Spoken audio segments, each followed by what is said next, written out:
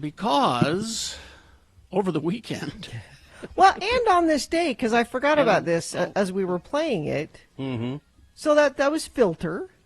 Hey Man, Nice Shot. Yeah. And Richard Patrick, who's the leader of that band, and brother to Robert Patrick, the actor, he played with Nine Inch Nails. Okay. And you can hear that in that song. It sounds like, hey, is this a Nine Inch Nails song? No, this is a Filter song. Well, well, you better play the farting around intro. Oh, Kate left the studio. So. We're getting there. But so, Gina, that may be the case, but it says here that the song, the guitar line in the chorus was previously used in a Stabbing Westward song. Ungod, in 1994, Stuart Zachman, who was also playing guitar for Stabbing Westward at the time, took the riff and showed it to Stabbing Westward, who ended up using it as well. So that's the big influence there. Well, but my point of on this day though, Bill, is it is also Trent Reznor's birthday today, which we'll be celebrating in a more formal way later in the show. And your point also is you wanted to play that song because why? Well, it's a big weekend. I've been waiting for this day for a year or more. Yeah.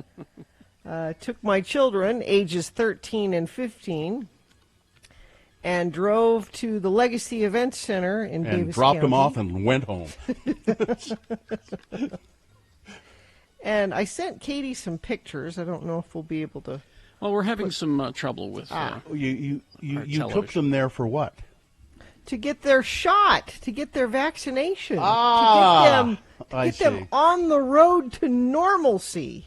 Why anyone would not do this, I don't know. You know, and that's a great thing that your kids got their first shot, they're vaccinated, and I think that's wonderful. Of course, the song, Hey Man, Nice Shot, was written about the public suicide of Pennsylvania State Treasurer Bud Dwyer in January of in 1987. Well, that particular suicide was of note because it was during a press conference. You might remember it. Yeah. And he took out a gun and shot himself in the head during a news conference. So I can see, way to bring it down a happy story. Well, Bill, it's a great promise thing. and hope, and it's a great thing. But those people who know that about the song are probably sitting there going, "Oh man, it's depressing." You brought us all, but see, you brought the rest of us that didn't know that. Now we're all depressed. Come on in, join me, join me in the corral of depression. But to get back to the happy thing. So the Legacy Event Center is this huge complex where, like, actually, while we were there, there's like a lacrosse championship going on. There's fields and arenas. Is it at UVU or is it? No. It's in Farmington. Oh, in Davis County. Okay. Yeah, yeah. And then they have this big indoor area. And so to get your shot, we made an appointment online, although they take walk-ins, but I wanted to make sure we had it. And they don't care that you're from Salt Lake County? No, they don't. Wait a minute. And I made the appointment there because the very first county that put up that you could make an appointment for your kids was Davis County. So I'm like, I'm not waiting for Salt Lake. I'm getting them up there as soon as possible. And you can in Salt Lake now. But so you drive up to the Legacy Event Center, and I wish our cameras were working because they make you drive through this giant barn area. So you're not with like cattle and stuff. No, there's no cattle there. Well, how do you know it's a barn? Well, because it looks like a barn area. A barn, it's probably where they do auctions and things like that. Okay.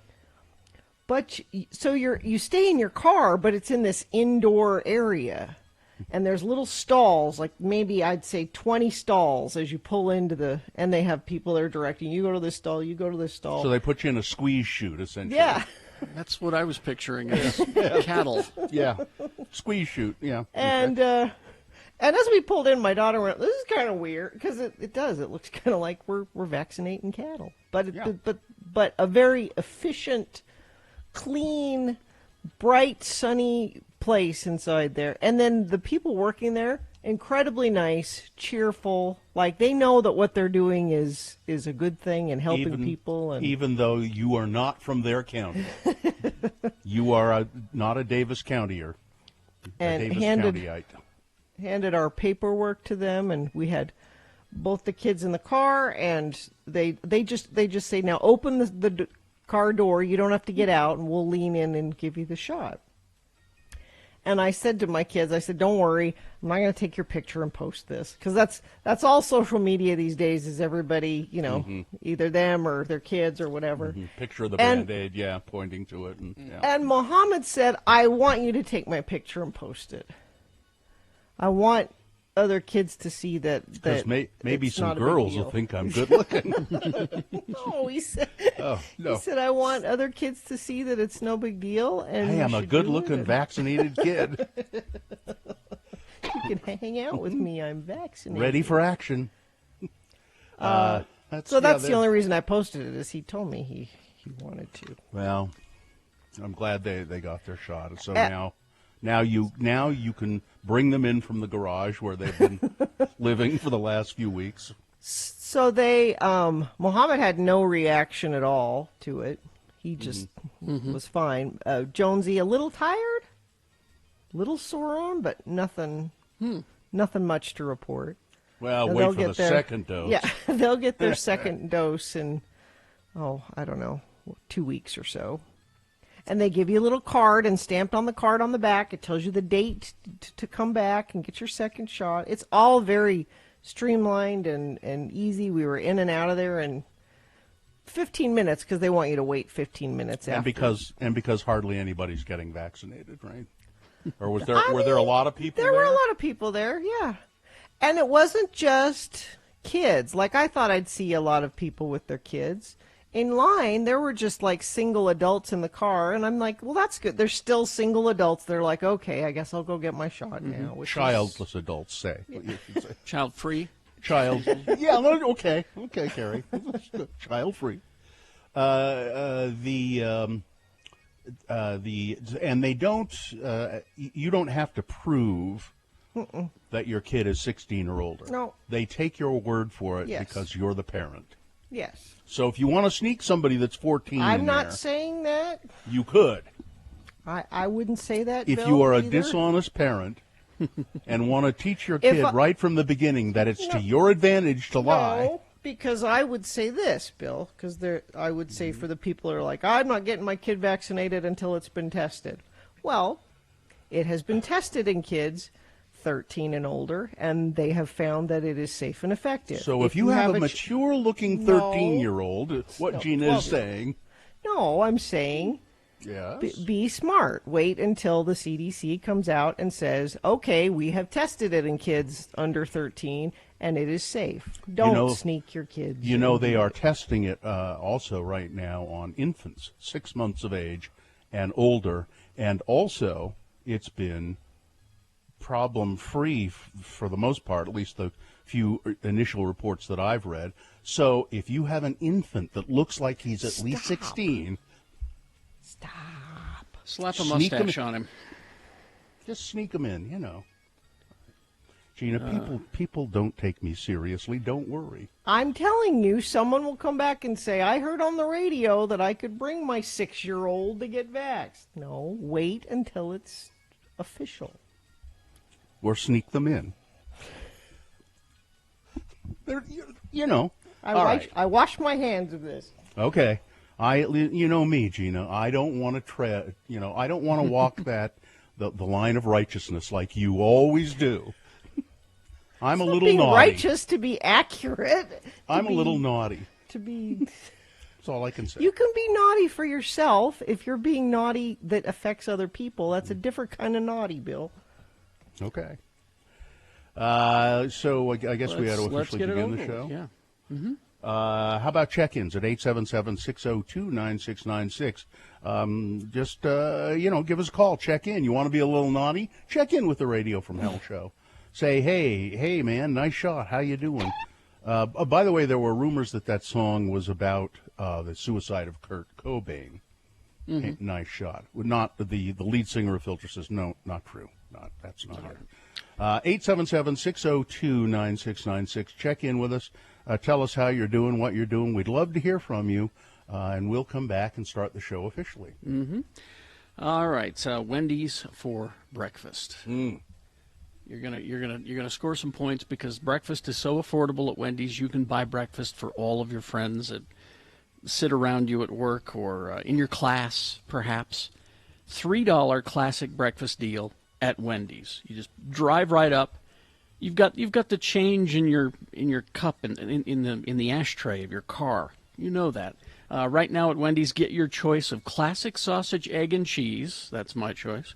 Or a classic bacon, egg, and cheese breakfast sandwich paired with these delicious small seasoned potatoes. And it's only $3. Fresh cracked grade A egg on every breakfast sandwich, hot and crispy potatoes. You're going to love it. They're going to love you for it. Unless they listen to this show and heard us talking about it, and then they'll credit us. But I'm okay with that. You know? Yeah. But hopefully you're the only one who listens to this show, and you'll be able to say, I brought breakfast. It was my idea exclusively. Try it that way. Wendy's for breakfast. Going. The new. I have a list. A list? A list. Do I people don't know like if you guys lists? are up. Are you up for a list? I don't know. Think, people tend do they to, like from them? what I can tell, people tend to like lists. Oh, they do? Okay, well, let's see if the people like this one. All right, here we go. Let's go. It's Radio from Hell with another list, because people love a good list. X96. That's right, I forgot. We have a recording that says they like me. Now I have a problem with this list. So Says- is it not a good list then? Because people Well- like a good list. Yeah, it's a list you don't like.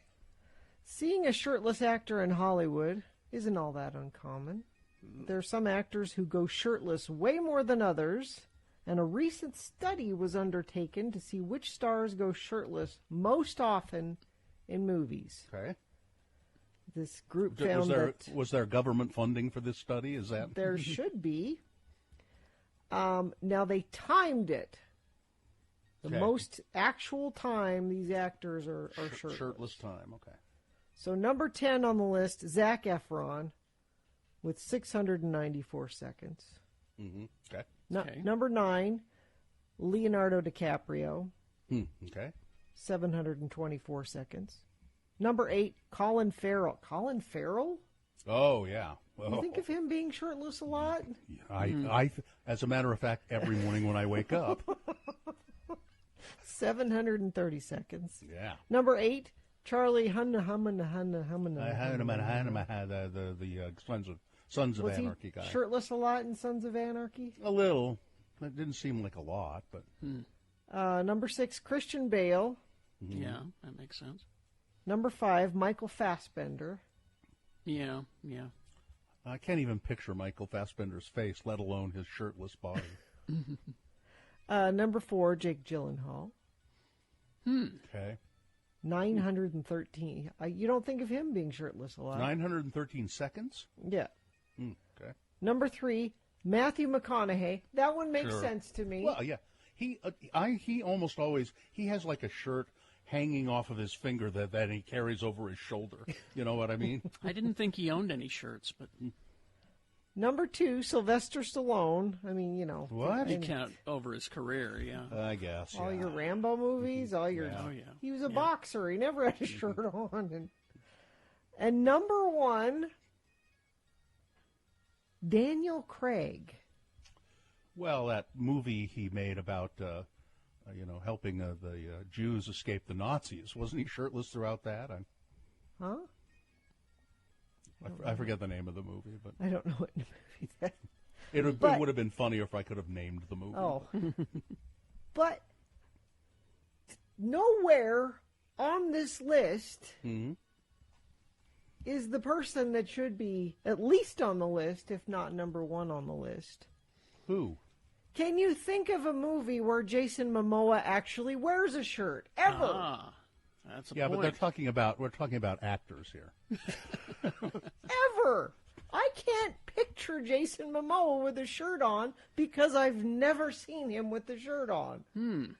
He is always shirtless. I take issue with. I think this study is flawed and needs to be re-examined. Well, who do you complain to? That's your next step. You've got to find out who to write Hollywood. a strongly write. You've got to figure out who to write a strongly worded letter to. Miss Brandt, get me Hollywood on the phone. Dear I'm not Hollywood, wrong, though. I am not a crackpot. Can you picture Jason Momoa with the shirt on? I bet you can't. I'm not trying. Yes. I'm really. You can? When he's wearing his full uniform as Aquaman at the end. Oh. It, But other than that, that's I can't think of a shirt that he owns. No. no shirt. He's a shirtless actor. Oh, He's now there's- Hollywood's number one shirtless actor. Now is Liam, or I mean Daniel Craig, is he shirtless in the Bond movies a lot? Because I don't like- watch the Bond Yeah. movies. On the beaches, he's, Yeah. He he's takes his often shirt on off beaches. at least once. I'm looking at his. I think he was shirtless during Comic Relief Behind the Bond. No. What? Well, I know Crack the case? some of those numbers are padded, though, especially Leonardo DiCaprio's. It's padded because he just narrated a documentary about voting, Yeah. and the entire time he was in the recording booth, he was shirtless, apparently. Shirtless? So Oh. it didn't count. You never saw him, but he was. So he's Well, you padding don't- those numbers. You don't think of Leonardo DiCaprio as having, the sort of physique that No. you care about seeing shirtless. No. Oh, and much. a texter says, "What about The Rock, Dwayne Yeah, Johnson? The He's Rock. shirtless all the time." Oh yeah, that's right. Casino Royale features him being tortured while nude, and it's quite a long scene. So that's Daniel probably Craig? how. Yeah, that's probably how he was able to get up there. So Well, I agree. Whoever wrote in The Rock, yeah. So this is a flawed list. I'm sorry I have brought you a flawed list. yeah, and again, what about Schwarzenegger in the two Conan movies? Conan doesn't wear a shirt. You know? Ever. Yeah. No, I don't know. I think they overlooked a lot of things here. I think Yeah. they just went to the movies they wanted to see. That's all. Yeah. You see the shirtless men you want to see. That's what we get from this. Okay. Well, it is a flawed list, but okay. We hope you'd enjoyed another list with Radio from Hell on X96.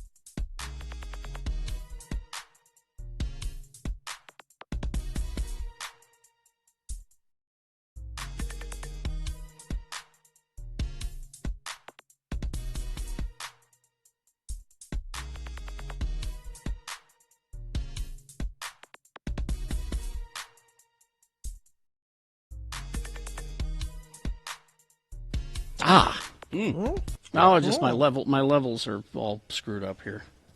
You sound fine to us. Yes, you do. All right. Sound fine on the radio, Katie? Is it coming through Everything loud good? and clear there? Okay. All right. Thank you. All right. Well, let's get this over with then. All right. What time is it? 6:24. All right. We will officially begin the show here, and then we'll go to your check-ins. I don't know if anyone has called. Has anyone called to check Yeah, in we've with the radio? got one. Yeah. All right, 877-602-9696 if you've a mind to. But first of all, let's do this. Gina? If you're looking for an adventure this summer, look no further than your backyard Nevada's Pony Express territories for both outdoor recreation and fun. Go to loneliestroad.us for more information. The moon is 27.4% of full, a waxing crescent. The moon will rise today at 10:37 a.m. Today being Monday, it's the 17th day of May in the year of our Lord Jesus Christ, 2021. 424 days we have been broadcasting from our homes because of the coronavirus pandemic. And this is the world's most obstinate radio show. No matter how often they've tried to get us off the air, no matter how many threats of firing, no matter how many the letters of scorn from listeners and the angry mobs that periodically gather outside the studio, pitchforks in hand and torches aflame, we have stubbornly refused to leave the air. We are Radio from Hell, starring the Lords of Morning Radio, Kerry Jackson, Aye. Bill Allred, hello, Gina Barberi. Hi. Katie for short is our producer. She's in the studio in downtown Salt Lake, and I am assuming Skip and Miriam are helping out in the producer's booth. And now, ladies and gentlemen, it's Pack Rat Day, so pack up your rat. Are you a pack rat, Bill? Do you have many things? I'm afraid I probably am. You want to talk about that later, I guess. Yeah, I think so. Okay. It's making me sad. Oh. Anyway, let's go to your check-ins at 877-602-9696. Let's go to Garbage Gus. Hey, Gus. Good morning. How are you all Morning. doing? It's been a while. How are you? I'm doing swell. Good. I just called in to tell you about my adventures this weekend at the landfill, which are always so much fun. I bet. Okay. But yes, first I found a dead horse and I did poke it with a stick, which was entertaining. Gee, Yeah. no. But Yes. that's not why I called. Okay. What I found was an unused X96 sticker. And I was just like, oh my gosh! And I picked it up and I wiped the ketchup off and I stuck it right onto the back of a dumpster. And I just smiled and I said, "I'm helping." And so I felt so good. That's So good, it was Gus. just I had to call, tell you all that I'm doing my part still. Thank Well, you. now I'm curious, Gus. Which version of our sticker was it? Is it the green It and was yellow? the black and the yes, it was the black okay. and the green and the yellow. So the current. I believe. Okay. Yeah. Somebody threw So- away a perfectly good unused X96 Gina, sticker. what do you mean perfectly good? It's an X96 sticker. I was as shocked as you were, Gina. I was just like, man, it's like I'm back in 1999 with my F96 sticker and my Oakley sticker up above it. So, Listen, Gene, if it was up to me, we wouldn't have X96 stickers. We wouldn't Ever? have them at all. No. No, we'd find something else to do because people don't put stickers on their cars anymore. No. Well, they should. Well, did you no, poke it with a unless stick, they- Gus? Did you unless poke it it's with a some stick? expletive against Biden. That's the only stickers we have now. All right. Thanks for checking in. Thank you, guys. All right, we'll see you guys. Bye-bye. All right. Yeah, if it was up to me, we'd find something else to do instead of stickers. People just don't put them on there. Well, they put them their on their, I don't know, their thermoses and their... computers and things Yeah. like that. But you know, oh yeah, there's Katie showing us the Although the we don't old, have a video. the old devil one that she has on her notebook. Yeah. Anybody else checking in? Nah, that's fine. No, wait a minute. So that pesky kid Nick, who called in last week every day, he's not checking in? Well, he doesn't have to check in every day. I thought he wanted to be a part of the show. I thought he wanted to. He's participating as a fan of radio, and just like Garbage Gus, just doesn't call in every day.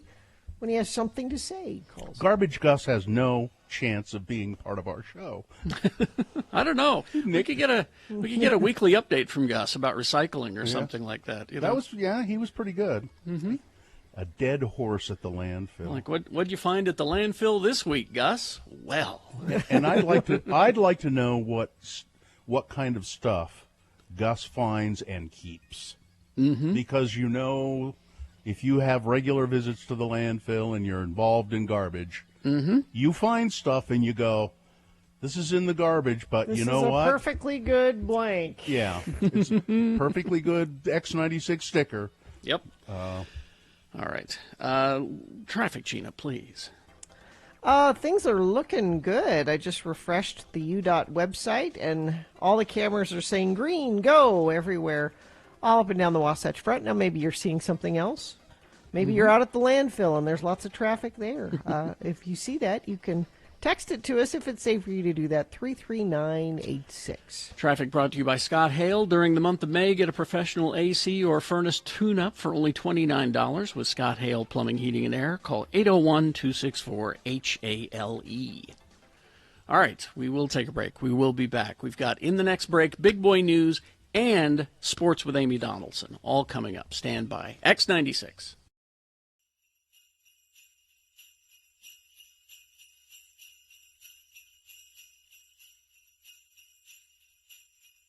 Radio from Hell with Carrie, Bill, and Gina. 96.3 FM, X96. I got caught in an embarrassing moment this morning. Oh, good. I can't wait to hear. Here at work. Already, I've been at work about an hour now, and already caught in an embarrassing moment. Are you saving it? No, I'll tell you right now. I came in the back door, as I always do. I kind of hope Chris is listening. I don't know Chris's last name. Mancow. Yeah, Chris Mancow. Sure. Yeah. So Chris is a board operator here in the building, and he tends to another radio station. He's a very nice guy, very quiet guy, very shy, I believe. Mm-hmm. Probably if he's hearing this, is embarrassed to hell that I'm even mentioning him on the radio. He's a very shy guy. So I come in the building this morning, and I'm walking down the long corridor there, and there down at the end of the corridor is a copy machine. And on the copy machine is sitting a big, it's like a briefcase, suitcase kind of thing. Okay. It looks like a toolbox, but not metal. It's a fabric kind of stuff. What do they call that? Cordova. No, anyway. So it's a big case with buckles on it and everything. And it's sitting there it's just out of place. It's odd. I've never seen it sitting there before. It's sitting, what is that? I think to myself. So then I think. How curious were you? I open it up and start rifling through it. Look at this. Look at this. And I mean, there was nothing particularly strange. Wait a minute, in there. you saw someone's luggage lying around and you just opened it? Well, yeah. Didn't you learn anything from the announcements at the airport? Or anything from the Dick Van Dyke Show? God. And I thought in my mind, maybe the reason I opened it is I thought, I wonder if because it looks like one of those things that the copy guy brings with his tools in it. Okay. To repair the copier. But I start going through it, and it's obviously somebody's briefcase. It's got some CDs in there, library books. There's an orange. Yeah. I went through it pretty extensive. No, I didn't. Sounds like you cataloged all of the stuff in there. This is all stuff that I could sort of see right there. And as I'm kind of going through it, Chris comes up the hall the other way and goes, "Hey, that's mine." And I went, "Oh, I'm sorry." I thought it was the copy guys. Because if it was the copy guys, that would have been okay to go. Well, it was my duty to investigate as a junior TSA trainee. TSA, which really does mean to stand around. I'm just convinced of it. No, so sorry. I apologize to Chris, and I'll apologize again. But just I'm just standing there going through his stuff, and here comes the shyest guy in the building, going, "Hey." X96.3 and X96.com.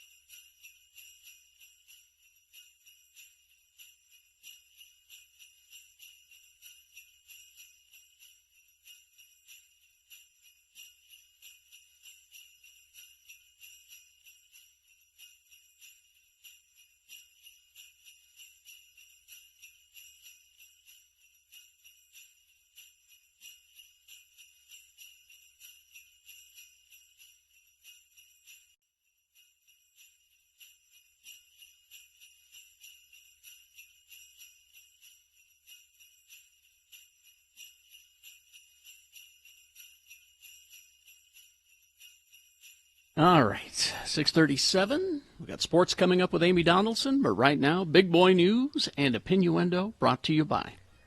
Stop by your locally owned and operated Big O Tires. Save $150 off Big O brand tires now through May 31st. Big O Tires, the team you trust.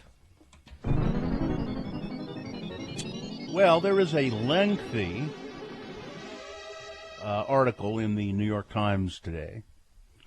Bill Gates had a reputation for questionable behavior for quite some time before the divorce was announced.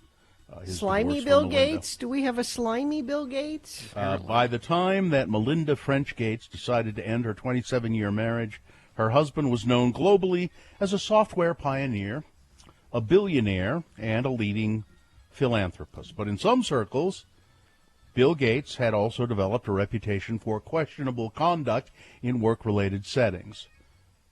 That's attracting new scrutiny amid the breakup of one of the world's richest and most powerful couples. In 2018, Mrs. Gates wasn't satisfied with her husband's handling of a previously undisclosed sexual harassment claim against his longtime money manager, according to two people familiar with the matter. After Mr. Gates moved to settle the matter confidentially, Ms. French Gates, insisted on an outside investigation. The money manager, Michael Larson, remains in his job. So apparently there were allegations against him. Bill Gates tried to go easy on him because he is a longtime confidant, and he still has his job. On at least a few occasions, Mr. Gates pursued women who worked for him at Microsoft and at the Bill and Melinda Gates Foundation. That's according to people with direct knowledge of his overtures. In 2019, Microsoft's board of directors, on which Mr. Gates sat, opened an investigation into one of those cases after being notified that he had sought to initiate an intimate relationship with a company employee in the year 2000. Frank X. Shaw, a Microsoft spokesman, said on Sunday the board hired a law firm to investigate. The following year, Mr. Gates stepped down from the board. There are other things. Now, apparently one of the big straw that broke the camel's back was Bill Gates' insistence on maintaining some sort of a relationship with Jeffrey Epstein. Mr. Gates got to know Jeffrey Epstein in 2011, 3 years after Epstein had faced accusations of sex trafficking girls and had pleaded guilty to soliciting prostitutes from a minor, or prostitution from a minor. His wife, Ms. French Gates, expressed some discomfort at her husband spending so much time with Jeffrey Epstein. Discomfort? That's a... Oh, Melinda, Jeffrey's okay. He's just misunderstood. Apparently, she said, I don't want you hanging around with that piece of crap. And he said, I'll continue to hang around with that piece of crap if I like. Things were not going well in the relationship. So this is not surprising that it came to this. India and COVID-19. There are calls growing for another national lockdown of India, which is probably not realistic, but the lockdown, which ultimately lasted about 4 months, the initial one, helped India control the spread of the coronavirus. They seemed to have a handle on it after that initial lockdown, but it came at a high cost, leaving the country's poorest and most vulnerable people without income or food, and often stranded far from home. This time around, Prime Minister Modi says a national lockdown would be a last option. We have to save the country from lockdown, Modi said in an address to the nation on April 20th. We have to try hard to avoid it. Since then, the leaders of 35 of 36 of India's states and union territories have imposed their own restrictions, including night curfews, partial closures, week-long lockdowns. These kind of short-term, localized measures are drastically different from the approach taken the last time India faced a coronavirus wave, they just locked the whole country down for a while, and it helped. But again, it was devastating to a lot of the poorer people, which is the case here. When things get locked down, it hurts the people on the lowest end of the economic scale. It just does. And in India, there are many, many of them. Many, many. So what are it is unclear what the country is going to do to try to stop the coronavirus from just consuming it. And over here, we're bribing people to get the vaccine. Yeah. You could win $1 million. You could live. Yeah, that's You know? New CDC guidance has excited many Americans and scared many others. Some people feel both scared and excited. Understandably enough, they're excited to start returning to a little bit more normal daily life and still scared by a pandemic that's killing about 600 Americans every day. But you're seeing mask guidelines, the CDC saying if you're fully vaccinated and with others who are fully vaccinated, you probably don't need a mask. That's the thing, though. How do you know who's fully vaccinated? 'Cause Yes. There's a lot of people now that are but there are people that are like, I'm just not going to wear my mask anymore, and I'm not vaccinated, Well, I but think no that- one will know. And I think that guideline is meant to say, you can be with people that you know and trust. but it's also carte blanche for people to just go, I'm not going to wear my mask anymore. No one knows whether I'm vaccinated or not. Yep. And that's happening. Yep. Well, Yes, it is. The new thing on right-wing social media is I identify as vaccinated. That's a thing. Yeah, they're using that. Because That's they're insulting in a a-holes. couple of ways. Yeah, it's because they're a-holes. Speaking of a-holes, Eric Clapton. Yes. Oh. I didn't hear. What did he do? Oh, he's He's terrible. the worst. He's terrible. the worst when it comes to all of this. He let me see if I can find the exact quotes of things that Eric Clapton has been saying about Clapton masks and yeah. vaccinations. Clapton famously had a meltdown on stage some years ago. I can't remember how long ago it was, where he was talking about get rid of immigrants and things like that. I remember Yeah. that, but I didn't know he was. He's a classic a-hole. He said that the vaccines would destroy his musical career, won't make him not able to play anymore. Really? He goes on and on about it. He's very anti-vax and anti-mask, and he's just too old. Yeah. Well, Eric, you can afford to buy a private island and go live there, so why Yeah. don't you do that? Do that. No additional COVID deaths reported in Utah on Sunday. 3,614 additional tests were performed. 242 new cases of COVID were reported, which is a pretty low number. Currently, 153 people are hospitalized with COVID-19 in Utah. This is lawmakers will meet Wednesday here in Utah in special session. Now, this is primarily so they can accept more than $1.5 billion in federal coronavirus relief money. They have to meet and sign off on it. But a gun rights issue Oh, boy. may sneak into the agenda. Legislative sources tell the Salt Lake Tribune that there is significant lobbying to persuade Governor Spencer Cox to include a bill declaring Utah a Second Amendment sanctuary on the agenda for next week. What does that mean? The idea would allow, I'll tell you right now if you'd like, the idea would allow the state of Utah to ignore new federal laws or regulations on firearms that lawmakers believe violate the Second Amendment.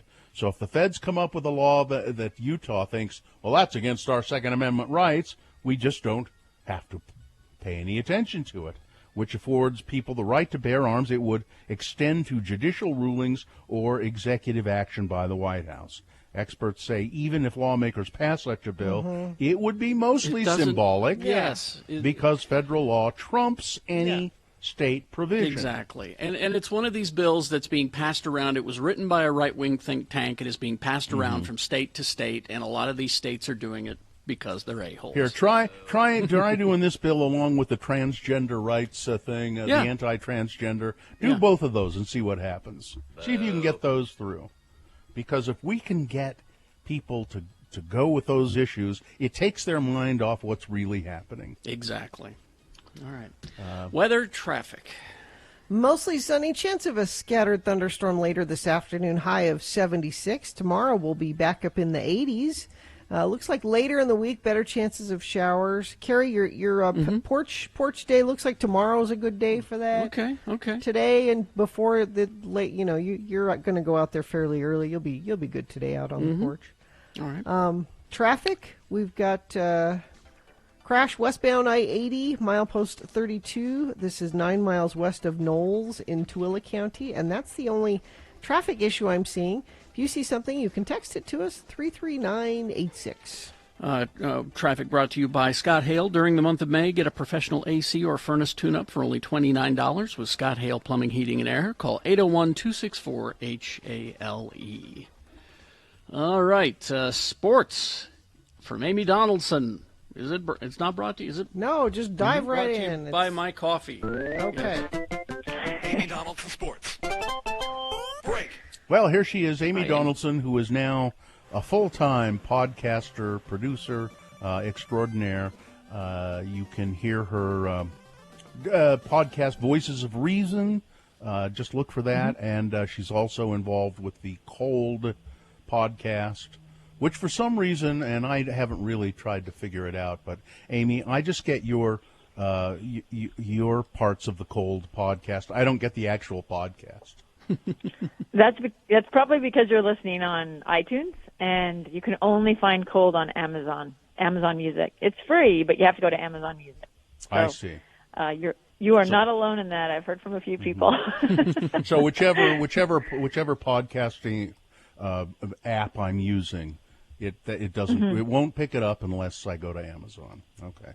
Yeah. You can only listen to Cold on Amazon, but you can listen to me anywhere. I'd everywhere. rather But do it's just that. kind of frustrating listening to your discussion of it without actually having heard the episode. So Yeah, anyway, well, it is free on Amazon. I just think Amazon doesn't have the best listening platform. I think I have been on iTunes too long. I'm used to it. I have been listening to podcasts on Spotify. You're going to see a lot more podcasts go exclusive with different platforms, and so we're all going to have to learn to use different platforms because people need money to make journalism. So I know get it. it's terrible. You have to Crazy. pay people, and everyone wants everything for free. But okay, but let's talk but about the Utah Jazz. Yay. it's exciting. Yes, exciting Monday today. The Jazz entered the playoffs with the best record in the NBA, beating the Sacramento Kings 121-99. They scared the crap out of everyone at the beginning of the game, but by the end of that first quarter, they were playing like they should be. So they have the best record in the National Basketball Association, and nobody except people in Utah talk about it.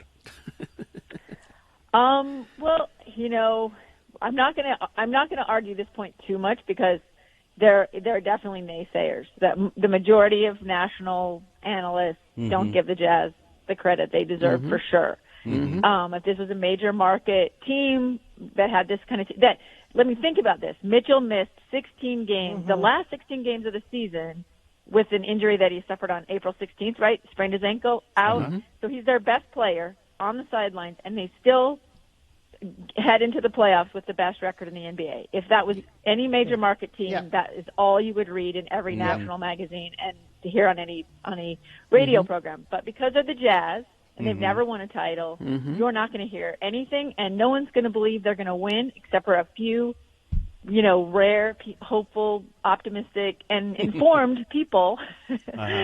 But I think that just adds to for me, like when I see a team that is, doesn't get credit in sports, that's like gold. That's as a coach, I love a team to be underestimated. It's so much easier to motivate people who are playing for recognition who feel slighted than it is to motivate people who are like, everyone knows we're the best. Yeah, Do we really they have something to it? prove. You know? They have something to prove. Yeah. Wouldn't it be the case, though, probably, Amy, that the other teams in the National Basketball Association are saying at least the coaching staffs are saying, we really have to watch out for the Utah Jazz. We've got to watch out for them. I think that's why I say it's not like a universal thought, right? The coaches understand how good the Jazz are, and they've been giving the Jazz credit for quite a few years. But, and also remember Mike Conley missed 21 games. I mean, it's pretty phenomenal what they've done. And I don't know how – you haven't heard any talk of Quinn Snyder as Coach of the Year. He should be, yeah. I know. And I mean – I don't know what game you're watching if you don't think Rudy is the Defensive Player of the Year again. I mean, he's just unbelievable when it comes to defending the rim. And I don't know. But I do want to say, everybody keeps saying, like, this is the only time or the first time in history. Twice before this season, the Jazz finished number one in the West, 96-97 and 97-98, years you probably remember if you're a Jazz fan. They had the second best record in the league in 96-97 behind the Chicago Bulls, and then they tied the Bulls 62-20 record in 97-98. Remember, though, that this is a truncated season because of COVID and the bubble. There wasn't the normal break. There's nothing normal about this season. It's pretty phenomenal what they've accomplished. So you stop feeling bad or worrying that they're going to let you down. Enjoy the moment. Enjoy your team. When do the It's playoffs very start? special. And so they actually officially start tomorrow with play-in games. So remember, because of the bubble, the NBA started this. The 9th and 10th seeded team will play for the 8th spot, and the 7th and 8th team play for that 7th spot. So you're going to see those games. The Eastern Conference plays May 18th, and then the Western Conference games are May 19th. Spurs versus the Grizzlies is the first game, and then Warriors-Lakers, obviously. The Lakers are going to get primetime spot no matter how bad they are, where they're playing, who's playing, you name it. They're the team everybody's talking about. No, I'm kidding. But yeah, it's frustrating for Jazz fans, but it just plays into our inferiority complex. We're fine. So, and those playing games will be fun to watch, and I think that's a really great feature that the NBA should keep, and it makes the tournament more exciting. Okay. So also we had some record-shattering performances from BYU track and field. Whitney Orton, I have to say, from Panguitch High School. She's had a phenomenal distance career for BYU, despite some injuries, the pandemic, taking her spring season last year. She ran in a crowded field of 27 professional runners at the Second Invitational in Irvine, California. She finished 10th in the 5,000 meters. She's actually training to be a marathoner right now. And she was 25 seconds faster than the school record set at BYU in 2019. Nice. Running 5,000 meters in 15 minutes and 12 seconds. She's just so fast. And then her teammate, an hour later, Courtney Wayment, competes in the second heat of the 5,000, and she set the second fastest collegiate time this year, 15 minutes and 17 seconds. So they're just so incredibly talented, and if you have the opportunity to see them in track and field, Utah's actually also got some really exciting female track and field stars. Fun time of year. There's not a lot of other sports distract you, so watching track and field if you have time. Also, take a look. This is for very important sports. In one of the most remarkable match winners in recent memory, and I couldn't find. I spent some time on YouTube. The Liverpool goalkeeper, Allison, he just goes by Allison, but his name's Allison Becker. He made Premier League history, which is tough to do because it's such an old league. A corner kick from his teammate, Trent Alexander-Arnold. The coach looks at his watch, says there's not that much time left. He tells the goalkeeper, go up and get in the mix. So every player is up in the mix, including the goalkeeper, who just kind of wanders in right before the kick. Nobody marks him, and he heads the ball in for the game-winning goal. It was and beautiful. It was unbelievable. And even more beautiful is this guy's interview on Sky Sports. he lost his dad in February. So when you see in the videos of him after making the header, he points to the sky, and everyone assumes he's like thanking God. It's actually his dad, Jose. He lost his dad, and it's been really hard for him to keep playing. And the team said they've just been checking in with him, making sure he's okay. And what a great moment! Keeps Liverpool in the Champions League. So it was pretty phenomenal. So Cool. also congratulations to Grantsville and Enterprise. Grantsville won the 2A baseball title, and Enterprise won the 2A softball title. Excellent. All right. Is that it? That's good. That's it. Okay. Thank You Thanks, can That's all we got. That's all I got. remember, find Amy's sports stuff and all of her podcast stuff. Follow her on Twitter, AD on Yeah. Sports. There we go. Thank you. See you later. Traffic, Gina, please. Yeah, we're looking good. Good looking. What do you see? Something bad? Something not good looking? You can text it to us if it's safe for you to do that. 33986. All right, we'll take a break. We'll be back. Round one of your boners and all that coming up. Stand by. KXRK Provo. The workday can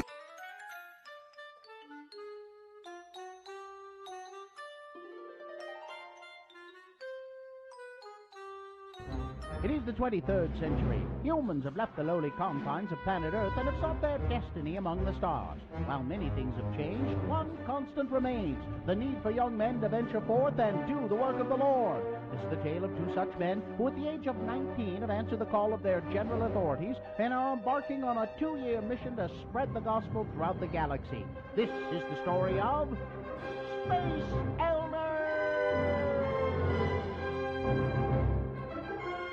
Today, we find Butch and Lehigh on Starbase 182 around lunchtime.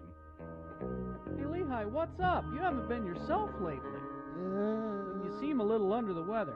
Here, I replicated you some lunch. This should put you back on your feet. It's your favorite. Oh, plomeek soup? No, macaroni and cheese with little hot dog bits in it. Man, you are sick. I'm taking you to the sick bay. Are you sure that would be the logical thing to do? Huh? Come on! Very interesting. What is it, Doc? What's wrong with Lehigh? Elder Christiansen here is suffering from plateau. Plateau? What on earth is that? Not plateau, plateau. Oh. The blood fever. It's not a birth, my dear Butch. It's a Vulcan disorder. Lehigh here is in the early stages of Ponfar. But Doc, look at my companion. I mean, his ears aren't pointy. The blood sample you took from him was red, not green. He's not a Vulcan. Have the two of you come in contact with any Vulcans recently? Well, we met with that nice Ambassador Spock fella. Was there anything unusual about this meeting? No, we talked for a while. He mind melded with Lehigh and then sent us packing like everybody else. Mind melded with a Vulcan? Oh, dear. Well, he said it would be the fastest way for us to tell him about the gospel. Now, what's this got to do with Lehigh losing his appetite and then resetting the environmental controls in our apartment up to Moab standard temperatures? Ponfar is the Vulcan mating ritual. Unless the individual who's suffering from the blood fever gets to Vulcan in time, he will die. I still don't understand how Lehigh contracted this blood fever thing anyway. The Vulcan who did the mind meld must have transferred it into the Lehigh's mind during the meld. No matter how he contracted it, you must get to Vulcan within the next 72 hours or your companion will be dead. Okay, Vulcan it is. Come on, Lehigh, we better get going. But Vulcan isn't in our Tracton area. We're not supposed to go outside of this quadrant. You know the rules. Zone Leader Hansen would never approve of us making a personal visit to Vulcan. Oh, to heck with Hansen. They can send us both home if they want to. I just want to make sure you go home breathing. Will our elders get to Vulcan in time to save Lehigh? Will Zone Leader Hansen get them sent home for leaving the quadrant? Will Ambassador Spock apologize for giving Lehigh plateau? What is exactly in plomeek soup anyway? Tune in next time to hear Butch say, Hold on, Lehigh. Just a couple more hours and we'll be on Vulcan. Butch, wouldn't it be more logical to reduce our speed to warp 6 in order to make the best possible speed while reducing the stress on the dilithium crystals? Oh. On the next mind-melding episode of Space Elders!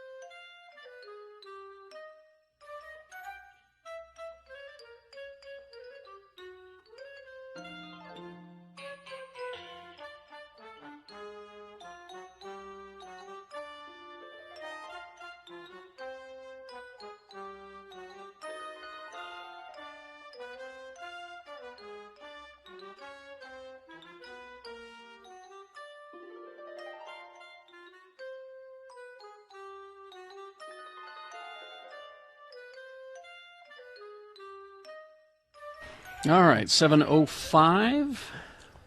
We have a concert announcement. Oh, okay. Yes, go ahead.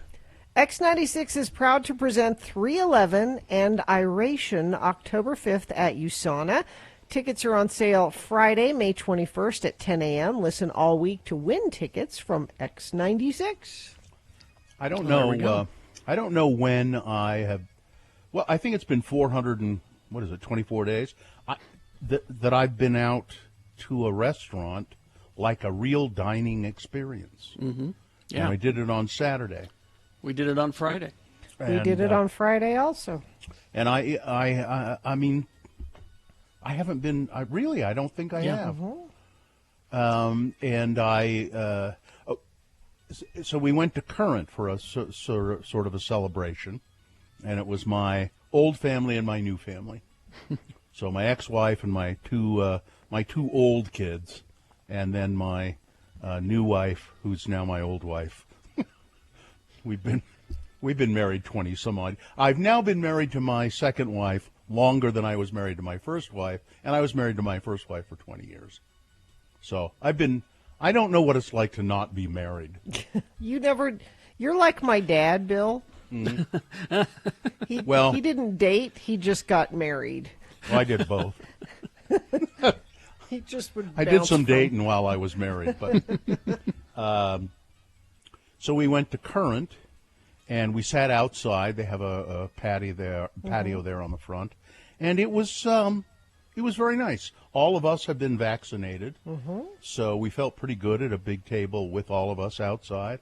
There was really no other interaction with other people other than the wait staff, and they were masked and really good, really efficient, and they didn't linger long. And I had something at Current which I don't know why I ordered it. It was good, but it's a fish place, fish and oysters, and I had an oyster. There were some oysters at the table, and I had an oyster. But then when it came time for the entree, I ordered the cauliflower steak. You haven't gone out to eat in over 400 days, I know, and you it's order weird. a cauliflower steak? It's one of the entrees. You know, you can order a cod, or you can order a fish stew, or you could have fish and chips if you want, and they have a hamburger. But I saw this. That's what I get there. The cauliflower, the cauliflower steak, and it was a big slice of cauliflower, about an inch thick, and then it had a romesco sauce or something on it with capers and I guess it's there for the vegetarians, and I just thought I would order it. I don't know why and everybody said, "Really? You're ordering the cauliflower?" Out of everything here, Carrie, it was delicious. Well, we met a couple of friends who were also fully vaccinated at a sushi place down the road, and it was we were excited and frightened at the same time. You know, because we're like you said, this is the first time that we've gone out to dinner in a public setting like this in so very long. And we brought our masks in, and you know, we were met at the door, and the staff was masked, and so that's why I kept my mask on, just out of respect for them. And we were the only ones in the place. I mean, we were taking our masks on and off as the evening went on, you know, and whenever the wait staff would come up, I would always put mine back on. And it was strange because everyone else in the place, it was like they didn't even bother. You know, it was like nothing happened the past year. Outside? It was inside. Also made me a little nervous because it was kind of crowded, and so I kept taking the mask on and off. So, but we had a great time, and you know, you tip really well. Especially these days, and great service, and it was so fun to be out like normal. It was so strange, you know, just gossiping and hanging out and drinking wine. And was the place busy? Yeah, it was pretty crowded. Yeah, Current was busy too. Well, I think everybody heard the CDC rules, and they said, "Well, we're going to dinner." Where'd you go? Well, so Muhammad was at a friend's house. And Jonesy went at her school. They were doing a movie night on the football field, so you could sit outside and watch a movie. And I called Joe and I said, "I think we can have a date, like a real go out without the kids, sit at a restaurant date." And we went to 108 and sat on the patio. And here, two things that struck me about being there. It was nice. I felt very comfortable being out on the patio. We did the same thing. We wore the masks walking in, but then when we sat down at the table, we took them off because we're outside and we're fully vaccinated. Ordering a cocktail that someone mixes and brings to you, that hasn't happened in a year. I mean, we make cocktails at home, but we don't do the little, you know, orange peel and the big piece of ice and, you know. Oh, so I do, and then I serve it to myself. I put a towel over my arm and I serve it to myself. But I have not been able to escape doing the dishes for 400 and some odd days. Like, even when we get takeout, there's still dishes you have to do and clean up the kitchen and put. This is the first time I ate a meal where I just ate it, and then somebody else took care of. You should have tried the cauliflower. I don't know that I would have thought of that before. I was sitting there and going, wait a minute, I don't have to do one dish. I don't have to wipe off the counter. I don't have to sweep the floor. What did you have? I had chicken schnitzel and Brussels sprouts. Nice. And your husband? And a cocktail and a glass of wine. He had a Reuben sandwich. Is it a good Reuben there? It's a great Reuben there. Okay. But it was just, it felt good to be out and around people. And you know why I feel good? Because I'm vaccinated. My husband's vaccinated. It's freedom. Why anybody would not get this done to have that sense of freedom? Like, it's okay. Because they don't believe it. I'm already free. I'm a free American. It felt great. Go if you're vaccinated and you've been like us and kind of holding off for. It's time. Go do stuff. Yeah, although it was expensive, I have to say that. It was an expensive night of freedom. Well, all the money that I've saved over the past year, it's worth it. Yeah. Because I haven't been going out, and all that money's just been being put aside. So, yeah, it's worth every penny. Hell, I may do it again. Yeah. Well, right I hope Current it looked like it was doing well. There were a lot of people on the patio. I didn't look inside very much, but I saw that there were people dining inside as well. I hope they're doing well. It looks like they are, and there's plenty of people there's pent up demand for going out, but the restaurants are having a hard time staffing with cooks and servers, and that's the hard. It's not that people aren't going out to eat; they want to go out to eat. They're ready. I guess if they need to pay more money. Yeah. All right, traffic, Gina, please. Let's see, we've had a fairly light commute so far this morning. Let's see if that's holding. Yes, it's holding. I have to go all the way to Beaver to find an accident. Northbound I-15, the on-ramp at milepost 109. If that's part of your commute this morning, maybe it is. I don't know. Where are you? What are you doing? What do you see? You can text us and let us know what's out there. Only if it's safe for you to do that, though, please. 33986. Honda is the most fuel-efficient automaker in America, the most awarded of the last decade. See great offers every day at UtahHondaDealers.com. All right. Round one of your boners coming up. What do we got? We've got, number one, you say you invented Flamin' Hot Cheetos? Well, not so fast. Boner candidate number two, exchanging money for naughty favors. And boner candidate number three, Chachi loves Ricky. And before we go to break, a very important sports correction. Oh. Yes, this is Ed correcting his wife. Oh, no. Uh-oh. Powerhouse Beaver won its first baseball title in school history. Grantsville won 3A.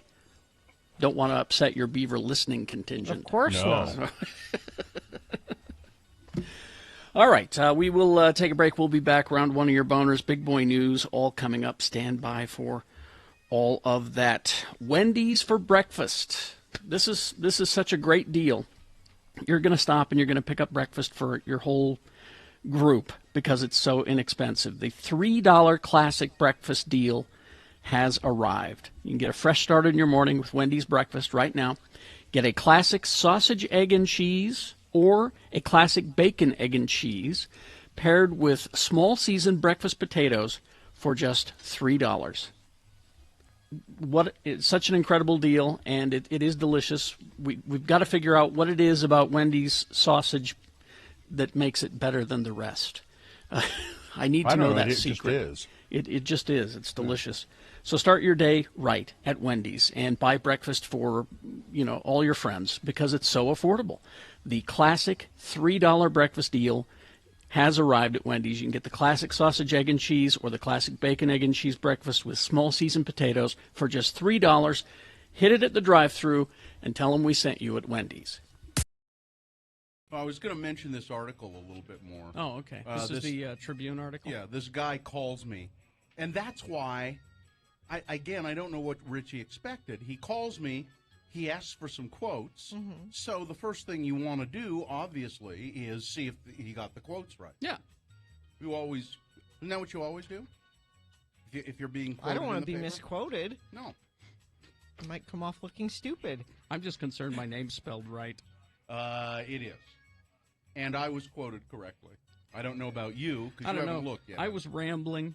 I was doing my dishes when he called, so I had him on my jawbone, I was I'm in the bathroom. No, I was at Liberty Park, putting my kids on the Ferris wheel and the little all the little death trap rides that are over there at Liberty Park.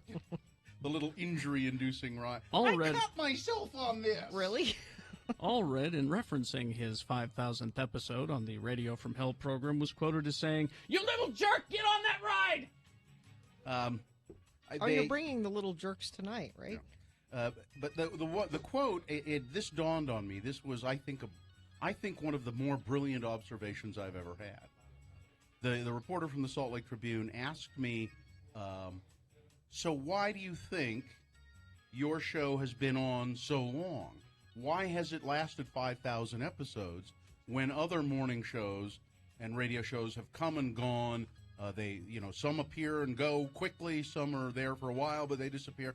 Why have you guys lasted 5,000 episodes? And I said, well, it seems pretty simple to me. It's because nobody ever fired us. Really? I mean, isn't that he kind of paused and he said, well, I guess that is true, isn't it? Well, but we were It doesn't fired. mean it's good. We just weren't fired. We were fired once. Yeah, I guess so. I guess we were fired once. Yeah. No, you weren't fired. You could have stayed. You two could have kept doing the show. No, he was told he would be fired if he didn't sign the contract. That's what I mean. If you had signed the contract, I was fired. I was fired because I wanted to be fired. That's I don't different. count. I don't count that as really being fired. I was fired because I really, really wanted to be fired in the long run. I wasn't going to sign. You could have kept your job if you wanted. Yeah. You signed the contract. You keep your job. I wasn't going to sign a contract with those people, and I said to myself, if they fire me, I'll get unemployment. So yeah, that's what I want. I wanted to be fired. So you were fired. Yeah, but nobody's ever really fired. Like I said, fired you us. suck. I don't want you to work here anymore. Get out. Technically, I've been fired. You were never fired. I've been fired many, many times. Oh, you mean from that Not job? from this show. Yeah, But not from this show. From this show. You've never been fired from this show. Not from this show, no. No. Well, that's where it matters. No. Never been fired from this show. And I was fired kind of by design, so I don't count that.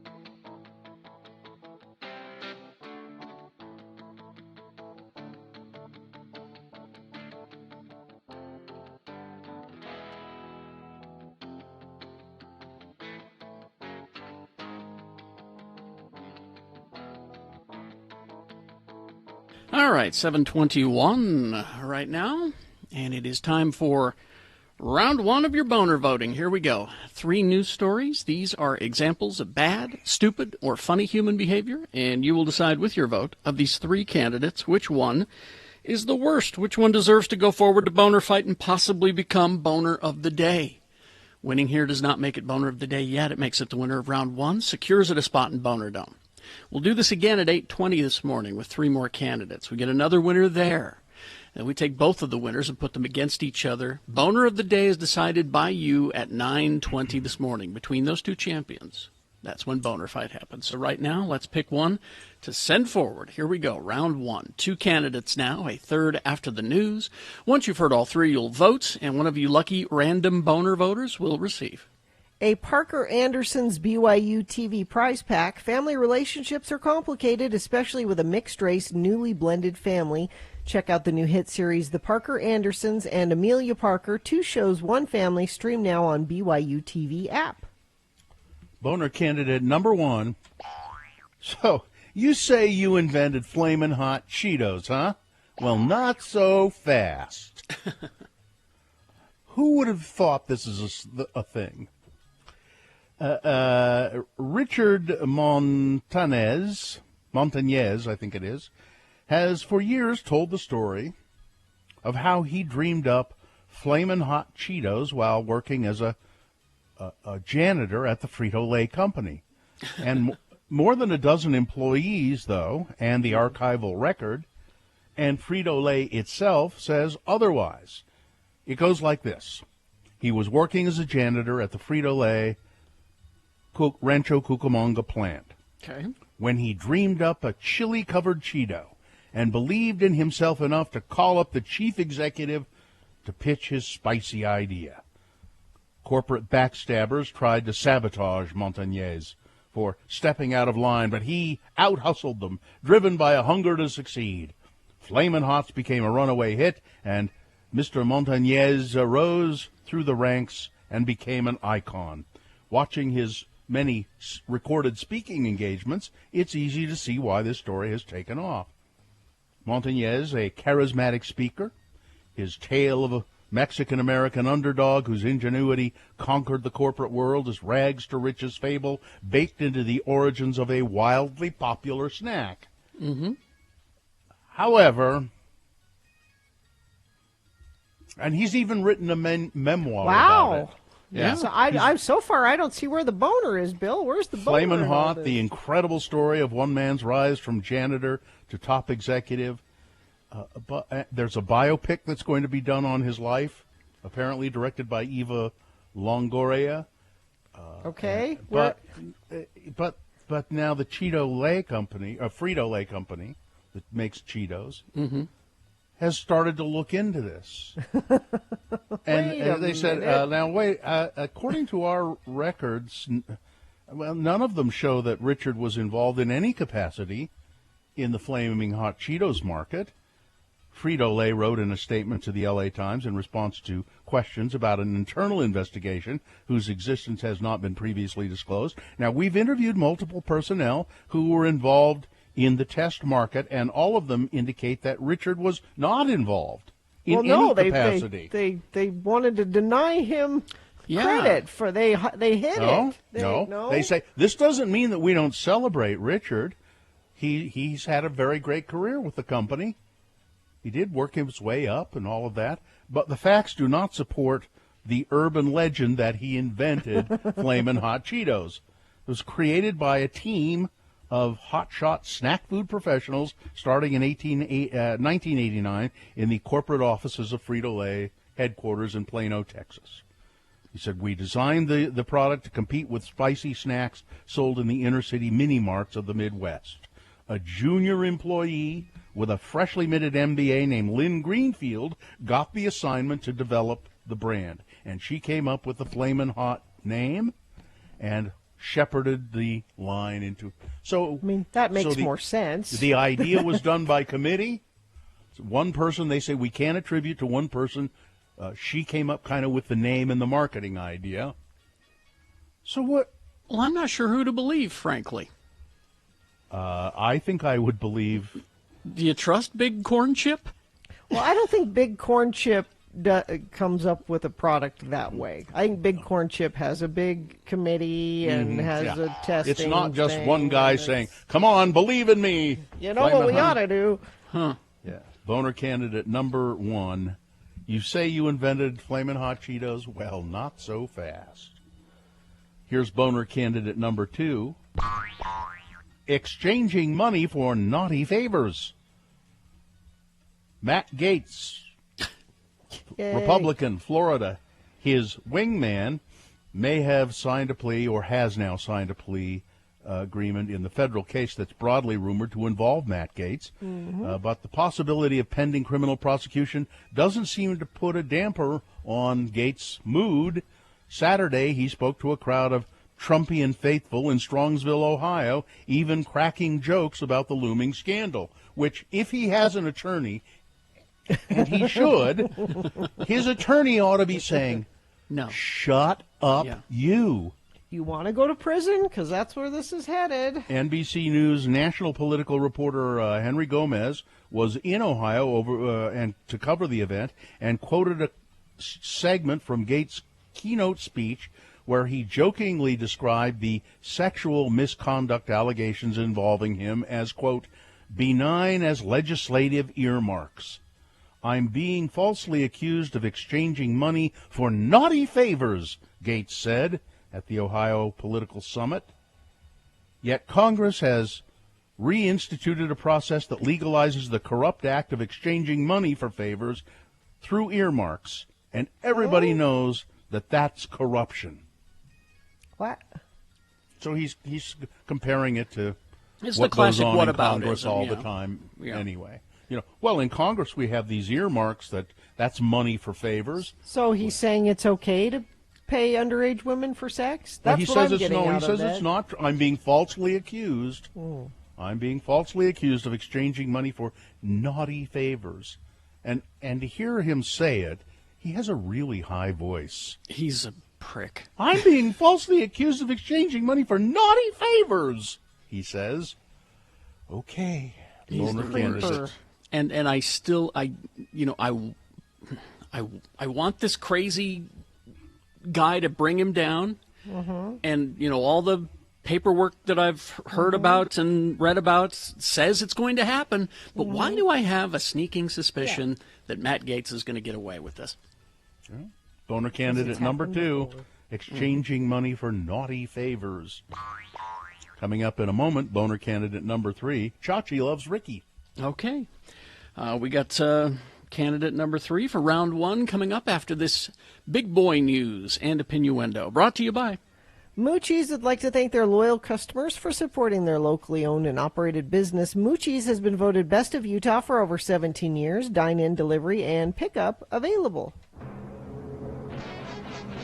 Well, literally for the first time in at least 50 years, NBC is, the network NBC, is going to start a season with no half-hour comedies in its schedule. No comedies in its schedule. Really? NBC is instead saving returning shows Kenan, Mr. Mayor, and Young Rock, and 5-year series American Auto and Grand Crew for early 2022. So they say this is the first time in 50 years NBC has had a season where there are no comedies. I beg to differ.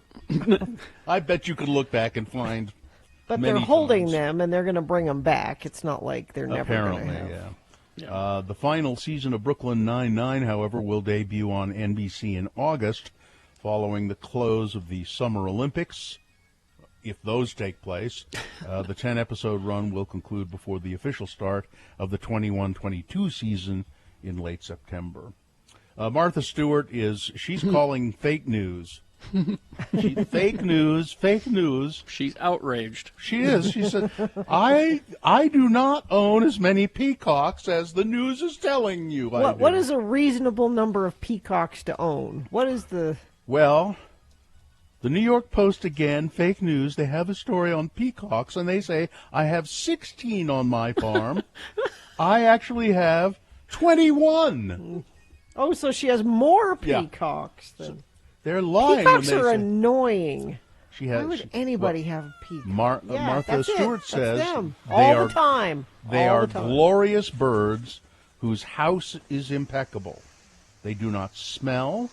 They are so clean. Their voices are loud but such fun to hear, and they're very friendly. In the morning, first thing in the morning, you hear that? Yeah, be nice. be lovely. No. Now, see, where I grew up, there was people who had peacocks, but they were like a half a mile away. Yeah. And you could hear them. Yep.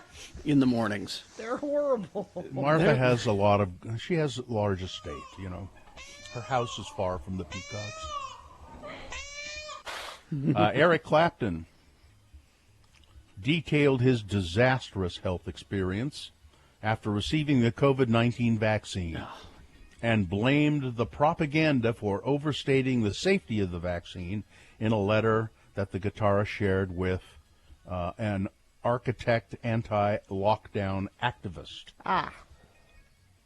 Clapton previously shared his thoughts on the COVID-19 shutdown when he appeared on Van Morrison's anti-lockdown song There you go. Stand and Deliver. Yeah, they're both a-holes. In December of 2020. 2 months later, in February, Clapton received the first of 2 AstraZeneca vaccinations. He wrote in his letter to Robin Manotti Graziadel, who shared the letter on his Telegram with the guitarist's permission, says that I took the first jab of AZ and straight away had severe reactions which lasted 10 days.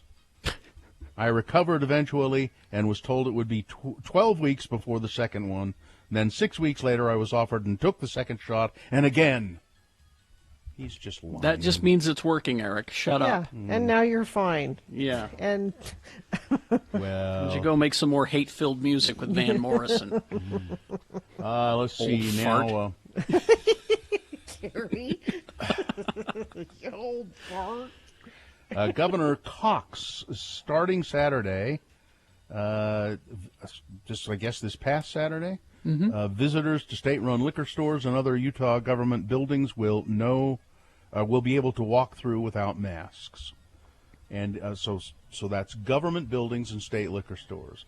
In Salt Lake City and Salt Lake County, employees and visitors to government facilities like recreation centers and libraries will not be required to wear face coverings either, but only if they're fully vaccinated.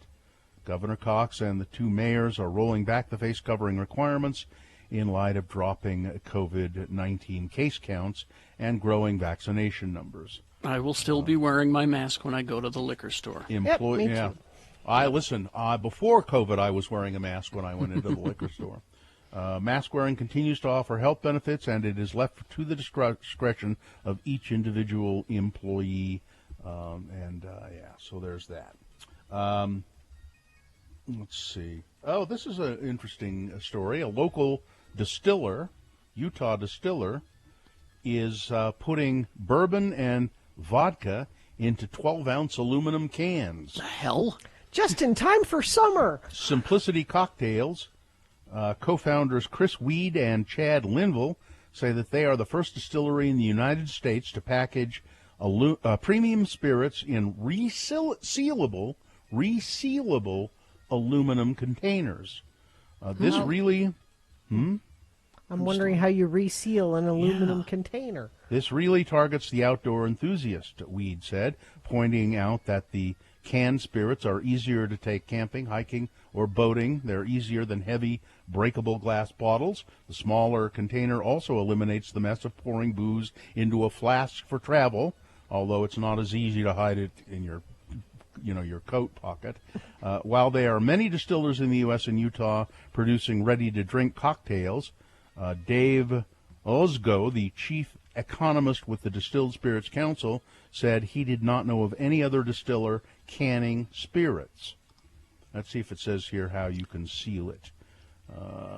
That's what I'm most curious about. I mean, I'm all for supporting local distillers, absolutely.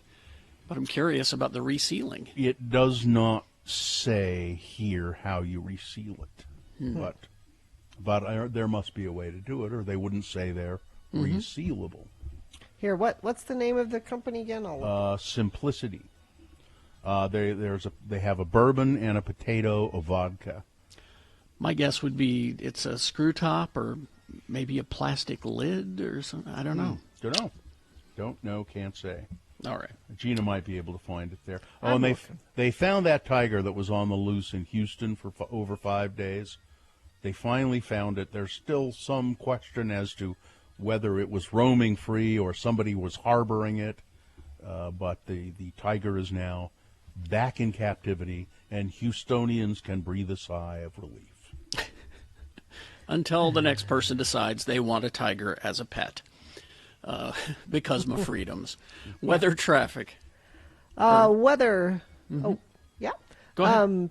Mostly sunny. Scattered thunderstorms are possible this afternoon by about 40%, it looks like. 76 for a high today. Tomorrow, mostly sunny, high of 81. Wednesday, 83. And then Wednesday into Thursday, that's when our chance of showers comes back. So you got a couple nice days ahead there. And you do have a nice commute this morning. Let me refresh this. I've had no major accidents or issues to tell you about. Yep, all the way to Beaver is the closest I have to go to tell you about a traffic incident. But if you see something and you think friends of the program need to know about it, please text it to us, 33986. Volkswagens are some of the hottest cars in Utah right now. Make shopping easier for Volkswagen Layton customers. They've calculated all of their leases and monthly payments right down to the penny. All of the new Volkswagens at VWLayton.com. People are saying that it is a screw top of some kind, like the aluminum Bud Light bottles. Okay. Oh, yeah. Okay. That's what they're saying. All right. Here's boner candidate number 3. Chachi loves Ricky, or Ricky loves Chachi. I don't care. I don't know if you saw this, but Ricky Schroeder, Pricky Silver Schroeder. Spoons, Lonesome Dove, Silver Spoons, and then the guy who helped bail Kyle Rittenhouse out of jail. There's a video of him harassing a Costco greeter about this is wearing what Ricky a mask. does now. This is what he does every day now. It's his job. He's out being a prick in public. Schroeder is just haranguing, berating an employee at a Los Angeles Costco named Jason. Why? Well, Jason, who identified himself as a supervisor at Costco, had the gall to insist that the now 51-year-old Ricky Schroeder had to wear a mask to enter the store. In other words, Schroeder had to do what everyone else had to do. Yeah. Then there is, so he says, everybody, you should get rid of your Costco membership because they're doing this. Oh, geez. And people are going along with it. And then Scott Baio. Just to back up, people are saying, well, I heard that Costco was getting rid of their mask mandate. They did as a nationwide company. However, they have to obey the local laws, and in California, you still have to wear a mask. And Jason says to Ricky Schroeder, and he stays very calm, as of right now, that's the policy. It could change shortly. I'm not sure, but right now, that's what you have to do. Jason was very reasonable. Ricky Schroeder was an a-hole. Yes. And now Scott Baio, Chachi, is joining with Ricky. Yep. I'm getting rid of my Costco membership, too. So it's a movement of two. Yeah. It means that we won't see you at Costco, and I'm okay with that.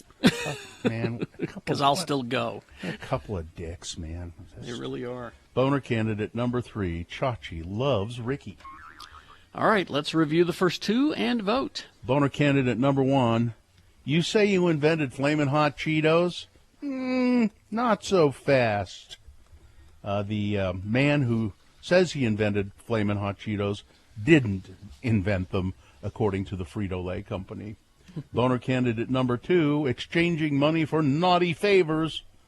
Matt Gaetz, congressman, jokingly comparing sex trafficking scandal to earmarks and also saying, I'm being falsely accused of exchanging money for naughty favors. And boner candidate number 3, Chachi loves Ricky. So Ricky participating in cancel culture. This awful cancel culture that he probably rails about. There you go. You've got to decide of these 3 candidates, which one is the worst, which one should go forward to boner fight and possibly become boner of the day.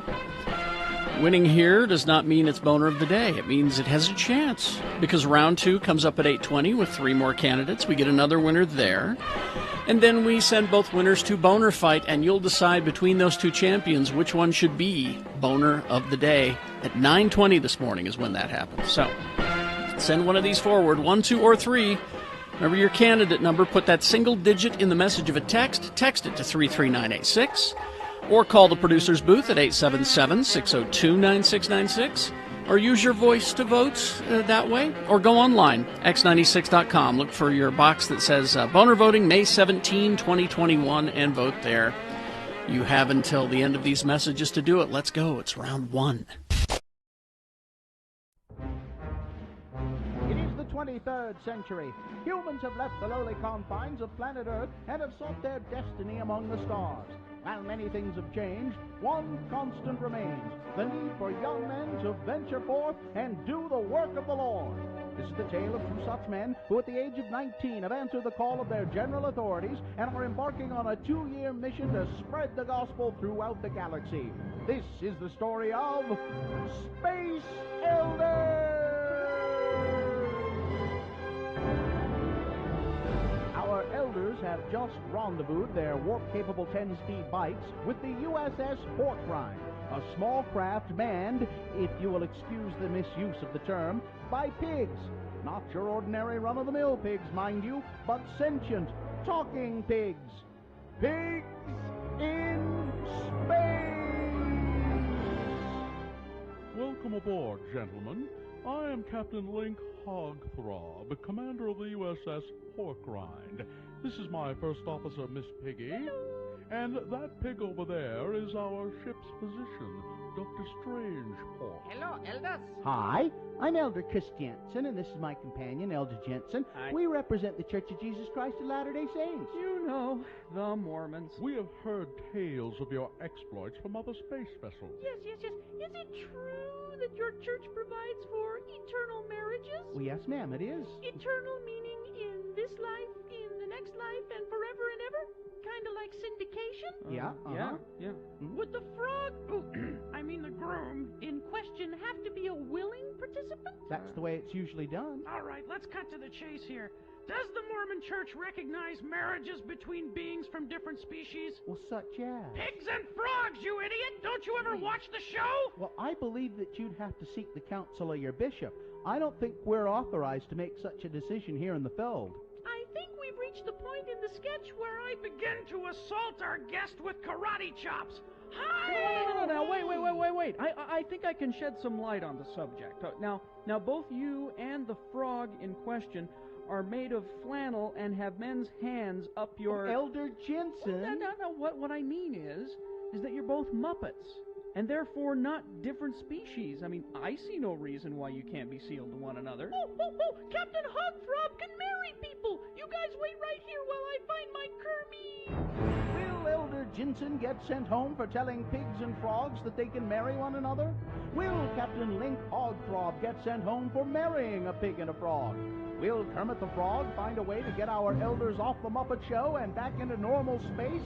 Find the answers to these and far more exciting questions on the next tail-curling episode of Space Elders!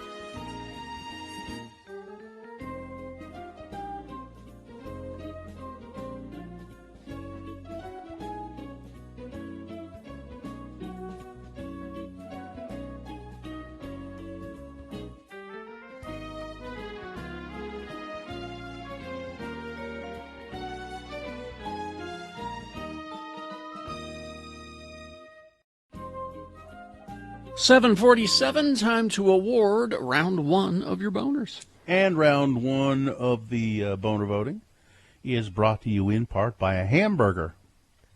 And need a great auto loan rate? Granite Credit Union has auto loans at 1.99% financing. Go to granite.org for details. Awesome auto rates and benefits only at granite.org. Boner candidate number one, you say you invented flaming hot Cheetos, huh? Well, not so fast. You're a flaming hot liar. That's what you are. No kidding. And he's the guy built up this story over the years, and he probably believes it himself. But the company says, no, that's not how it happened. Boner candidate number two, exchanging money for naughty favors. Matt Gaetz, that's what he's being accused, or it looks as though he's going to be accused of paying for sex from an underage girl, from a minor, which he refers to as exchanging money for naughty favors.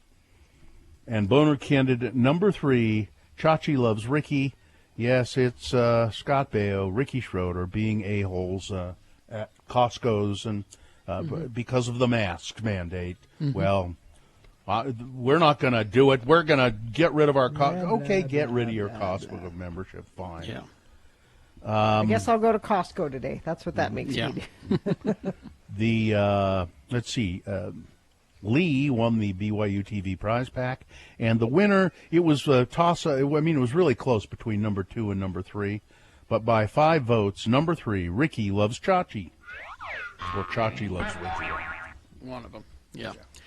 They're both dicks. And they are now the winners of round 1 of your boner voting.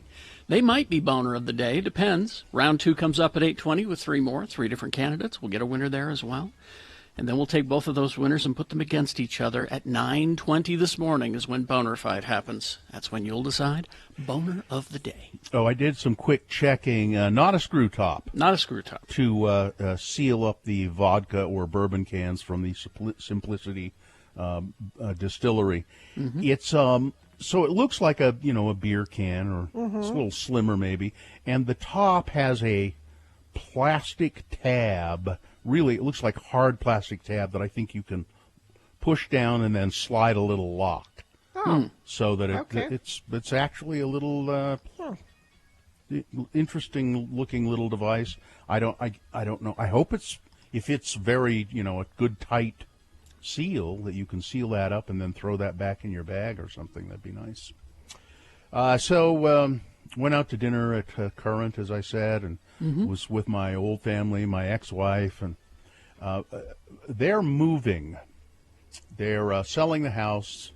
Oh yeah, in South Ogden and moving, and they're moving temporarily, and I think temporarily would be maybe 6 months or a year, to an apartment complex, and so they're cleaning out the house, the old house, and there's a lot of my stuff still there. And so they brought 3-4 crates, those plastic milk crates, kind of open milk crates of records. Oh, that's cool. Did you forget that they were there? No, I knew they were there. I knew they were there. I don't have a turntable. Well, you could get one. I don't, so that I could listen to those records that I remember are scratched anyway. But there's lots of them. You can sell them. Yeah, just take them down to Randy's or, Yeah. Someone will want them. I feel bad about it because actually let me go through them first. I look through them and I go, I remember certain periods of my life and aspects of my life, and listening to some of them go way back. Some of the first records I ever bought. There are stacks of 45s, 45 RPM. Here, and I grabbed a couple of the. It's like a RPM. Scrapbook. It's like kind of, because you can look back and go, oh, I remember where I was when I. Now, I don't know why I have this. If you go to x96.com/live, you can enjoy the albums that Bill is sharing with us. This is a 45 RPM. It's Robin Williams and what's her name? Shelley Duvall. Shelley Duvall as Popeye and Olive Oyl, and the A side is the song "I Am What I Am," and the B side is "He Needs Me" from the movie Popeye. Why do you have that? I think it probably came to the radio station, and I just snagged it.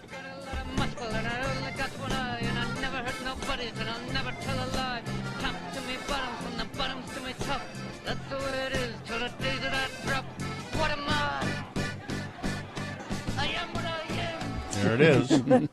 And then this was in there as well. Oh, that's nice. Keep that. This is David Bowie. It's a 45, Gina. I'm telling you, you could sell that. Oh, yeah. David Bowie and Bing Crosby. People Peace would on buy Earth, that. The Little Drummer Boy. I don't know. Is that on both sides? I can't be. Peace on Earth, The Little Drummer Boy, and yeah, it's on both sides. Someone will buy that. It's from a Christmas. I guess it was the Bing Crosby Christmas special, and David Bowie. And I remember seeing it actually. So I have all kinds of junk like that, and then I have records that just go back to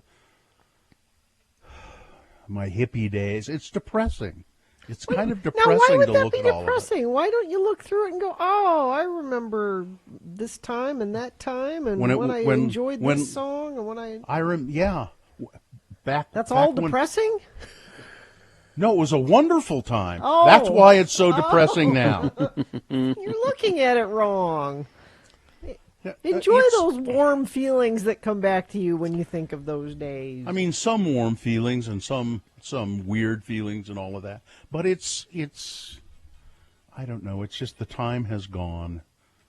Its time has passed, and I just look around and I've got too much junk. I've got too much stuff. I have a standing appointment at the DI because you have to have an appointment these days. You can't just drop stuff off. You have to make an appointment to drop stuff off. And Right. I've been doing a lot of that lately, going through Festus's stuff. Like I've been to DI 3 times in the last 3 weeks. Just here, take Gina's these very good at things. getting rid of other people's stuff because she doesn't have any stuff of her own, so she has Because I to get rid of it. she has to get rid of other people's stuff. And I mean, that's probably the wise thing to do. Well, and John in the chat room reminds you, just remember how broke you were back then versus now, and then maybe it won't be so depressing. I used to have a really nice, the last turntable I had, it was a big Pioneer set up with, a cassette deck and a turntable, and I enjoyed listening to those records at the time, but I'll bet most of them are scratched pretty bad, and I don't know. And they got dust on them. Well, you can clean them. If only something could be done about that. I'm not going to There go are through them and people clean that them. will want these. Cement Dave is claiming that Bing Crosby Okay. 45. He wants that. I So, don't know. Bill, all you have to do is just throw it away, and it'll end up in the landfill, and then people will find it at the landfill. Garbage Gus will get it. Yeah, give it to Garbage Gus. No, Steph makes a point. Take them to Randy's because then people who appreciate those will be able to have access to them. I mean, I pull out one album and it's called "After Bathing at Baxter's." Jefferson Airplane. I believe it was like their second album or something. After Bathing at Baxter's. I go, oh yeah. Yeah, take that little feeling you had. Oh, yeah, that's nice. Well, I'm not. Maybe it's because I don't smoke pot anymore. No, get somebody to sell them for you. Yeah. I got Bailey, our former intern. He's been selling toys for me online. Mm-hmm. And, so it's getting rid of it. And then you get a little money. Yeah. You're not getting rich. It's grocery money, but, Yeah. Well, Something. I don't know. Maybe they're worth something. They're worth. Yeah. But some of them are. But I feel bad about getting rid of them at the same time. If you're not going to listen to them, let That's somebody the else point. enjoy them. That's the point. Yeah. All right. Anyway. All right. Traffic, please, Gina. Crash southbound US 89 at Nichols Road in Davis County. It is off to the right shoulder, and that's the only accident I'm seeing all up and down the Wasatch Front. And you haven't sent me anything either. You're not seeing it, so I'm guessing nothing's happening, and that's good news. If you do see something happening, you can always text it to us, 33986. All right, so we will take a break. We will be back. Round 2 of your boners coming up. Stand by for all of that. Now a message from the State of Utah COVID Task Force. Oh, yes. Now, right now, they're doing a kind of a targeted approach to coronavirus vaccines for communities, businesses, organizations. So why don't you help out with that? If you have a large business, why don't you do a vaccination for your company? It will cost you nothing. The government the state government will bring the vaccine mobile site to your business and vaccinate your employees. Doesn't cost your employees anything, you anything. It's a great thing to do. Vaccine access has expanded greatly, and now it's people age 16 and older. No, it's younger than that now. It's 13 and up. 12 and up can have it. Oh, really? Yeah. That's Mohammed got his shot on Saturday. Oh, that's right. This is outdated copy we have here. That's right. I'm sorry. I was living in the Younger. past with 12 my and up. records. 12 and Go up. to coronavirus.utah.gov for more.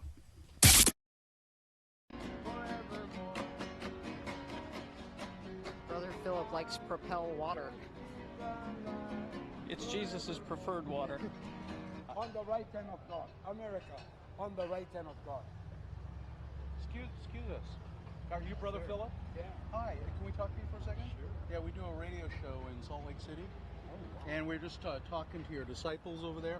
Is that what we should call them? Your disciples? Well, no. Brothers? Jesus' disciples, really. Oh, your associates. And we were going to chat with them for a second, and they said, well, you should go talk to Brother Philip. He's the man. doing the preacher. The preacher. Now, so you do this every day here in Maui? Yeah, I try to fulfill this. And you have signs over there that say, sign of the times. What does that mean, Brother Philip? It's right. I have to share it. Pardon me? St. Matthew. All right, now Brother Philip's going to get out Pulling out the Bible. It's a well-worn Bible. Looks like he's had it for a while. How long have you had that Bible, Brother Philip? No, I'm not sure, really. And it's Matthew we're looking at. Yeah. Are you from Maui? Yes. Yep. I'm from heaven, too. From heaven. Well, Thank you. I guess we're all from heaven. Praise the Lord. The Holy Bible, heaven. Yeah. And in the morning, it shall be foul weather today. For the sky is red and lowering. O ye hypocrites, ye can discern the face of the sky, but can ye not discern the signs of the times? High of 73. I cannot discern the signs of the times. Although it Can was a you? great album by Prince, That's I know the that. reason why we look in the Bible, because of things that God has spoken is coming to pass today. Now, Brother Philip, we have a woman here. She is the reason we came to Maui is to do. We do a radio show together, and but she's actually come here to get married. Right on. She'll be married on Monday. Monday. And do you have any advice? God wills. Pardon? If God wills. If God wills. That means I might not get married if God doesn't will I've it. maintained that all along, but if God wills, you will get married on Monday. But do you have any advice for somebody getting married? Well, Back to the book. like back in the book again. Yep. 19, eh? Was it All the 19? answers. Yeah? Look at that. He knows right where to go in this book. Yeah. It's like he's read it before. Not so. Right. And said, for this cause shall a man leave father and mother, and shall cleave to his wife, and the twain shall be one flesh. Okay. You're still looking for somebody to perform the ceremony, aren't you? do you do weddings, Brother Philip? No, I have a friend who does that. All right. Hey, thank you so much for talking with us. I love it. Thank you so much for Yep, and thank you. God bless you. Thank you. Thank you very much. Brother Philip, ladies and gentlemen, spreading the word on the streets of Maui on Front.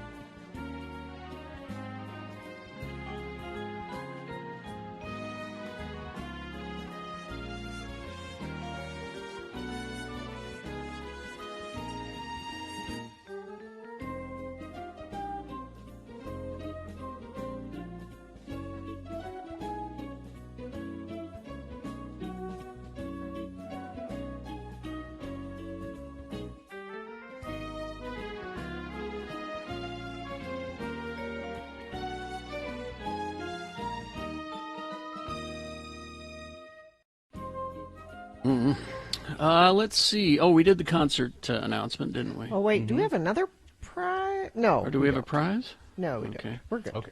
The concert announcement was Locals 311 will be Yes. performing. They're a local band, as far as I'm concerned. They're here every year. Well, now Tickets go on sale for that on Friday, just since you brought it up. Ordinarily, we had talked with Bill Frost here, and he tells us what's on TV this week, but he's out of town. What? Somewhere where they don't have cell service, apparently. He's out of town. Well, there's a sponsor that's still expecting to have Okay. their stuff mentioned. Don't settle for lame TV and slow internet. Let CableTV.com guide you to the best cable, satellite streaming, and internet services near you. Visit CableTV.com today. All right. I can tell you about my favorite new show. Favorite? Okay. Very Yeah. favorite? Okay. I ordinarily I wait 3 episodes to decide whether I'm all in on a show or not. Mm-hmm. But I was all in on this one after the first episode. Wow. This is how much I like it. It's on HBO Max, and they drop the shows weekly. Mm-hmm. I wish it was on Netflix so I could have binged it. Yeah. It's that good, and it's Hacks on HBO Max. What? H-A, how do you spell that? Hacks. Hacks. Okay. And it's Gene Smart I as heard about this. as yeah. this Las Vegas performer. I don't know who you could compare her to other than maybe a Joan Rivers type. Yeah. But she's, she does these, shows and has in Las Vegas for years, and she's a stand-up comedian, and she's got this big, fabulous house in outside of Las Vegas, and she's beginning to realize that her management is telling her you need to, think The about show's your getting future. kind of stale. Your show's getting stale, and then the owner of the casino comes to her and says, I'm going to back off on some of your shows. I want to put in some of these younger groups on Fridays and Saturdays. And so the management guy also manages this young writer, this comedy writer, who is having trouble getting work because she tweeted something horrible about somebody. And, that's something that Gene Smart just can't understand at all. So they need to help each other. Yeah, so they're helping. They decide that, reluctantly, Gene Smart decides to take her under her wing and have her write jokes for her. And it's this contentious relationship between these two. But, Gene Smart is a national treasure. She's so good in this role. Yeah. She's just she was perfect for this role. Well, I've been sweet on her since Designing Women. Oh, well, this is just going to take the love you have for her, it's going to elevate. It's going to go beyond the stars, how much So you now- love Gene Smart. So you've only seen one of these, is what you're 2 telling me? episodes. 2, okay. Yeah. And I was mad that the whole season wasn't there. That's how much I liked it. Half an hour or an hour? It's like a little over a half hour. It's like 45 minutes. But just terrific, and it's on HBO Max. So Who plays give it a try. Who plays the younger person? I don't know who she is. It's someone who I have not seen. Someone who I have not seen before. She's very good, though. Anybody else recognizable in the cast? Not really. It's mostly Gene Smart. Oh, here's our old friend Dallin Weeks. Says, I was wondering if it was any good.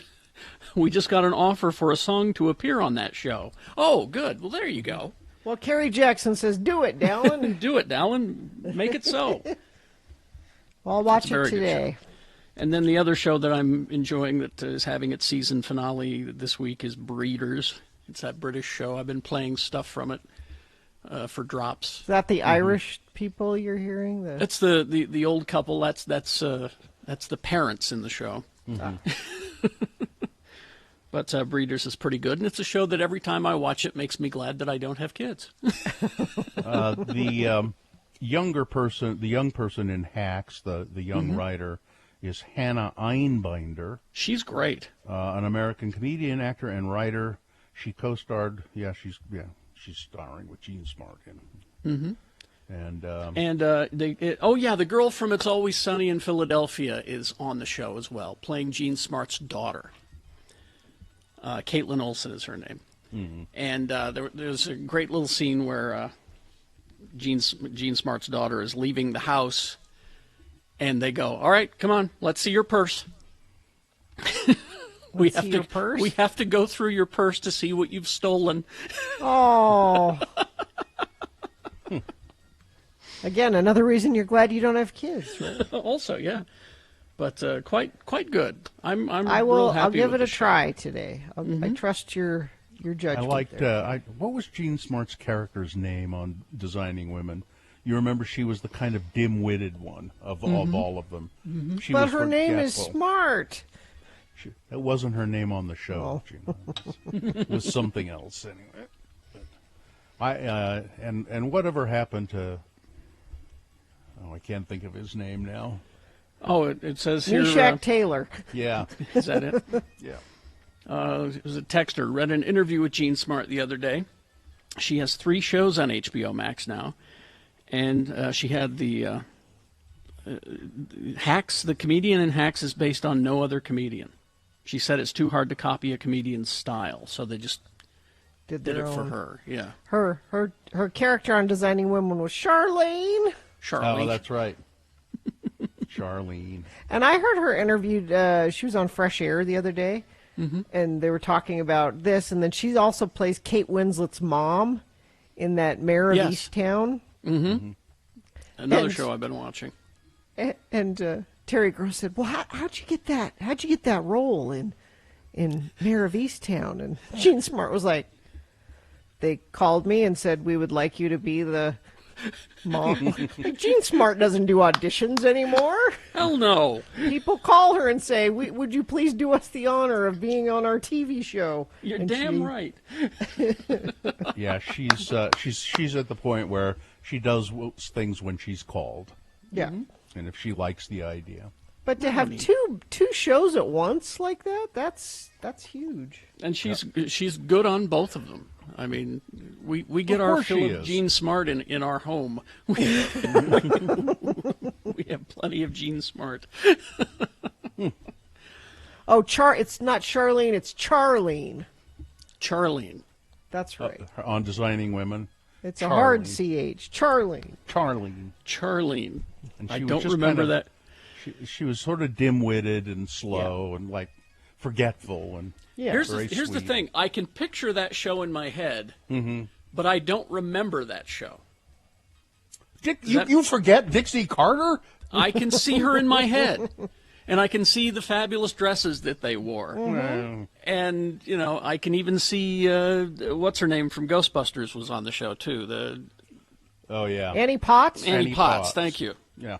I See, can, I forgot her. I can see all that, but I can't remember the show. All I can remember is Meshack Taylor, Gene Smart, and Dixie Carter, and then Dixie Carter's husband, Hal Holbrook, was on the You show. see what happens, Bill Frost, when you go on vacation? We end up talking about TV shows that are 30 years old. That's Yeah. what happens.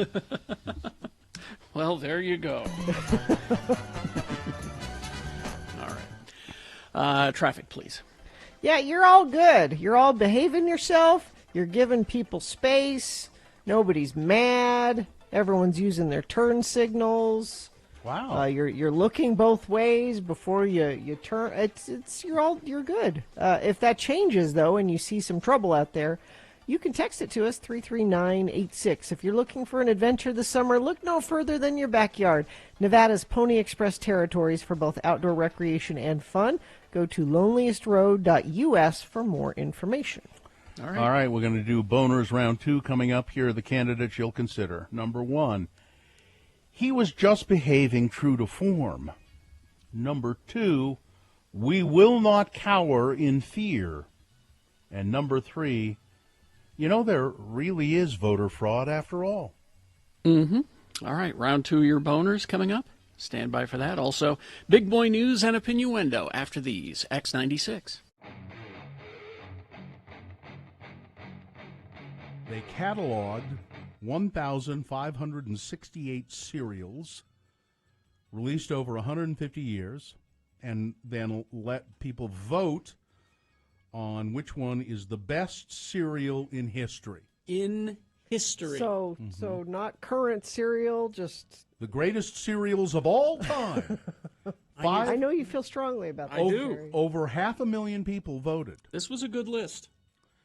Do you agree with the findings? I do. Okay. There's a top 50. Oh, no, there's a top 100. Top 100. Number 100 at the very bottom got 2,229 votes. I don't know as I've ever even heard of Vanilla Crunch. It no longer exists. Yeah, some of these are gone. It was a Captain Crunch line. Okay. And the mascot was a white whale. But it was delicious. It was just little vanilla balls. Sounds good. They were just delicious. Oh, so good. I remember the little white whale. Yeah. Now, do really you yummy. Grins, smiles, and giggles and laughs? Yes. That's 99. Never heard of it. It's a kind of a sugary corn-based cereal. It's shaped like smiles. Okay. All right, the top 10. All right. Number 10, with 5,051 votes, Wheat Chex. Again, a good utility cereal. I like no Cocoa Puff. Yeah. Number 9, Puffa Rice. Again, regional. Yeah. They didn't poll me on this. Well, wait. You know, Gina, there's a reason people don't poll you. No one cares for your opinion. Well, so far this top 10 sucks. Number 8, and you've been urging me to get to it. I've been doing the entertaining part of the list. Now we get to the sucky part. Okay. I knew what I was doing. Number 8, Rice Crinkles. See I don't again. know that one either. Number 7, Concentrate. What's Concentrate? I have no idea. That one I've not heard Is of this that a one. British list? I don't recognize because the Weetabix is not on the list. No. Number 6, Wheaties. Number 5, Captain Crunch. Number 4, Honey Nut Cheerios. Delicious. Number 3, a good cereal, Cinnamon Toast Crunch. Always good. You like that I one. like that one. Yeah. Number 2, they're great. Frosted Flakes. And number 1. The absolute correct answer. No, and I don't get this, but I know you love this cereal. Quisp. Quisp. I nearly wore my Quisp watch today because of that. A cereal that should come back, right? It shows up every now and then.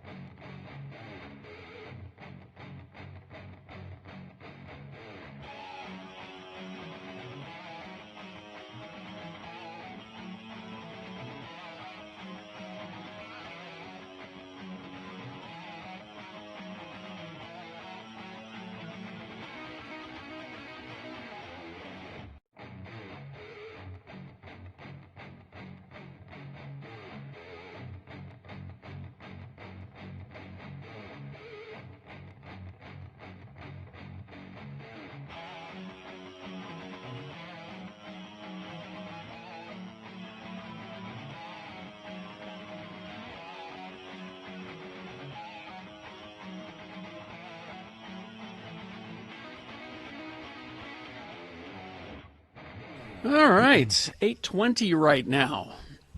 Excuse me. And it is time now for round 2 of your boners. Here we go. 3 news stories. These are examples of bad, stupid, or funny human behavior. You will decide with your votes of these 3 candidates which one is the worst, which one deserves to go forward to boner fight and get a chance to become boner of the day. Wins here, it's not boner of the day yet. It'll have to defeat the winner of round 1's voting. Good candidate. That's why in round 2 it's important to choose strategically which one of these 3 candidates should go forward to boner fight. That way at 9:20, when we do boner of the day, it's a good boner fight between 2 worthy candidates. So choose strategically here. Send one of these forward from this round 2. 2 candidates now, a third after the news. Once you've heard all 3, then you will vote. And one of you lucky random boner voters will receive a $50 gift card to Sparkfish. Sparkfish is Utah deal shoppers' best-kept secret. They sell everything from baby items to tactical gear and always beat any advertised price by 10%. Come see them 11 a.m. to 5 p.m. Monday through Friday, 10 a.m. to 2 p.m. on Saturday, all month long during the May Sparktacular event, and enter to win a new Camp Chef pellet smoker grill. Sparkfish located in Lehigh, right down the street from the roller mills. $50 will go a long way at Sparkfish. Yes. All right, boner candidate number 1. Well, he was just behaving true to form. After his arrest for allegedly storming the U.S. Capitol building and kicking a police officer on January 6th, Patrick Montgomery was released from custody and allowed to return home to Colorado with a few stipulations, including that he not possess any firearms. So, federal prosecutors were disturbed to learn that Mr. Montgomery had recently shot and killed a 170-pound mountain lion and then proudly posed for photos with the corpse of this animal. Colorado officials said he also broke state laws because he was banned from owning firearms due to an old felony robbery conviction. Put his butt in jail. Now, federal prosecutors have filed a motion to revoke his release and, quote, put his butt in jail. But my freedoms. They've asked a judge to place the 48-year-old on house arrest with a GPS monitor. He could also face new state charges, given that Mr. Montgomery has repeatedly and flagrantly violated both state and federal law while on pretrial release in this case, including by possessing and using a firearm. The government respectfully requests that the court revoke his release pending trial. Montgomery is just one of hundreds of people charged in the deadly insurrection at the U.S. Capitol. You mean the tourists? The tourists, yeah. It's either a deadly insurrection or a bunch of patriotic tourists. Hugging and kissing the police. Boner candidate number 1, he was just behaving true to form. Here's boner candidate number 2. We will not cower in fear. Someone etched a swastika on the glass door of a synagogue in Sugar House. As there's a photo of it in the Tribune. Rabbi Zippel posted the photo on Instagram showing the entrance to the Chabad Lubavitch of Utah with a swastika scratched into the glass door. Quote, this is the first time we've had to encounter something like this, Zippel told the Salt Lake Tribune. Zippel believes that the vandalism is related to the current escalation of violence between Israel and Gaza. He said he reported it to the FBI, which had recently encouraged the synagogue to be on high alert with the events that have unfolded in the Middle East. Beyond the property damage, which is unsettling and upsetting, to have this kind of sentiment scratched into glass on a synagogue in 2021 in Salt Lake City, I have to say, it really left us in some kind of shock, said Benny Zippel. On his Instagram, he delivered a message of solidarity. We will not cower in fear, he wrote. He also used the hashtag Yisrael Kai, which means the people of Israel live. Zippel said the community will gather at the synagogue proudly and defiantly. Boner candidate number 2, we will not cower in fear. Coming up in a moment, Boner candidate number 3, there really is voter fraud after all. Boner candidate number 3 for round 2 coming up after this. Big Boy News and Opinioendo brought to you by... Are you searching for Pokemon? Locally owned Haster Games has the best selection of Pokemon, Dungeons & Dragons, Magic, and more. Shop online at HasterGames.com or visit the store, 6831 South State. Curbside service is available. The MTV Movie and TV Awards were Sunday with Leslie Jones hosting. Snoop Dogg was the DJ. Scarlett Johansson was honored with the Generation Award for her many roles, including the forthcoming Black Widow. Yay. And then for some reason, Colin Jost poured green slime on her. I don't know what that had to do with anything. Yeah, but just okay. And then Sacha Baron Cohen was presented with the Comedic Genius Award. The nominees and winners, Best Movie was... I'll just read you the winners. Best Movie, To All the Boys, Always and Forever. Never even heard of that. Going up against Judas and the Black Messiah, Promising Young Woman, Soul, and Borat. All movies I've heard of, except for that one. Yeah. Best Show. Now, you've heard of Bridgerton, you've heard of Cobra Kai, you've heard of Emily in Paris, you've heard of The Boys, and you've heard of the winner, WandaVision. Oh, yeah. Okay. Best performance in a movie. Chadwick Boseman in Ma Rainey's Black Bottom. Best performance in a show, I guess it's a TV show, Elizabeth Olsen in WandaVision. Best hero. It was Anthony Mackie, the Falcon and the Winter Soldier. Captain America to you. Best fight. The best fight was in the movie... WandaVision, Wanda versus Agatha. That was a good fight. Best kiss. The winner was Chase Stokes and Madeline Klein in Outer Banks. Don't know what that is. You've heard of Killing Eve, Emily in Paris, Bridgerton, but that's the one that won. Best comedic performance, well, the winner was Leslie Jones in Coming to America, beating Jason Sudeikis in Ted Lasso. Oh, come on now. Beating Eric Andre in Bad Trip. Beating, well, I can see beating Annie Murphy in Schitt's Creek, but let's see. Best villain was Catherine Hahn in WandaVision. It was Agatha all along. Best breakthrough performance, Regé-Jean Page. Yes. Bridgerton. Give him awards for things. Most frightened performance. Most frightened. Victoria Pedretti in The Haunting of Bly Manor.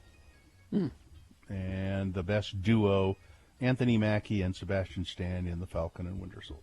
So there you go, the MTV Movie and Video Awards. And I'm sorry to tell you that Trevor Noah and Minka Kelly have called it quits.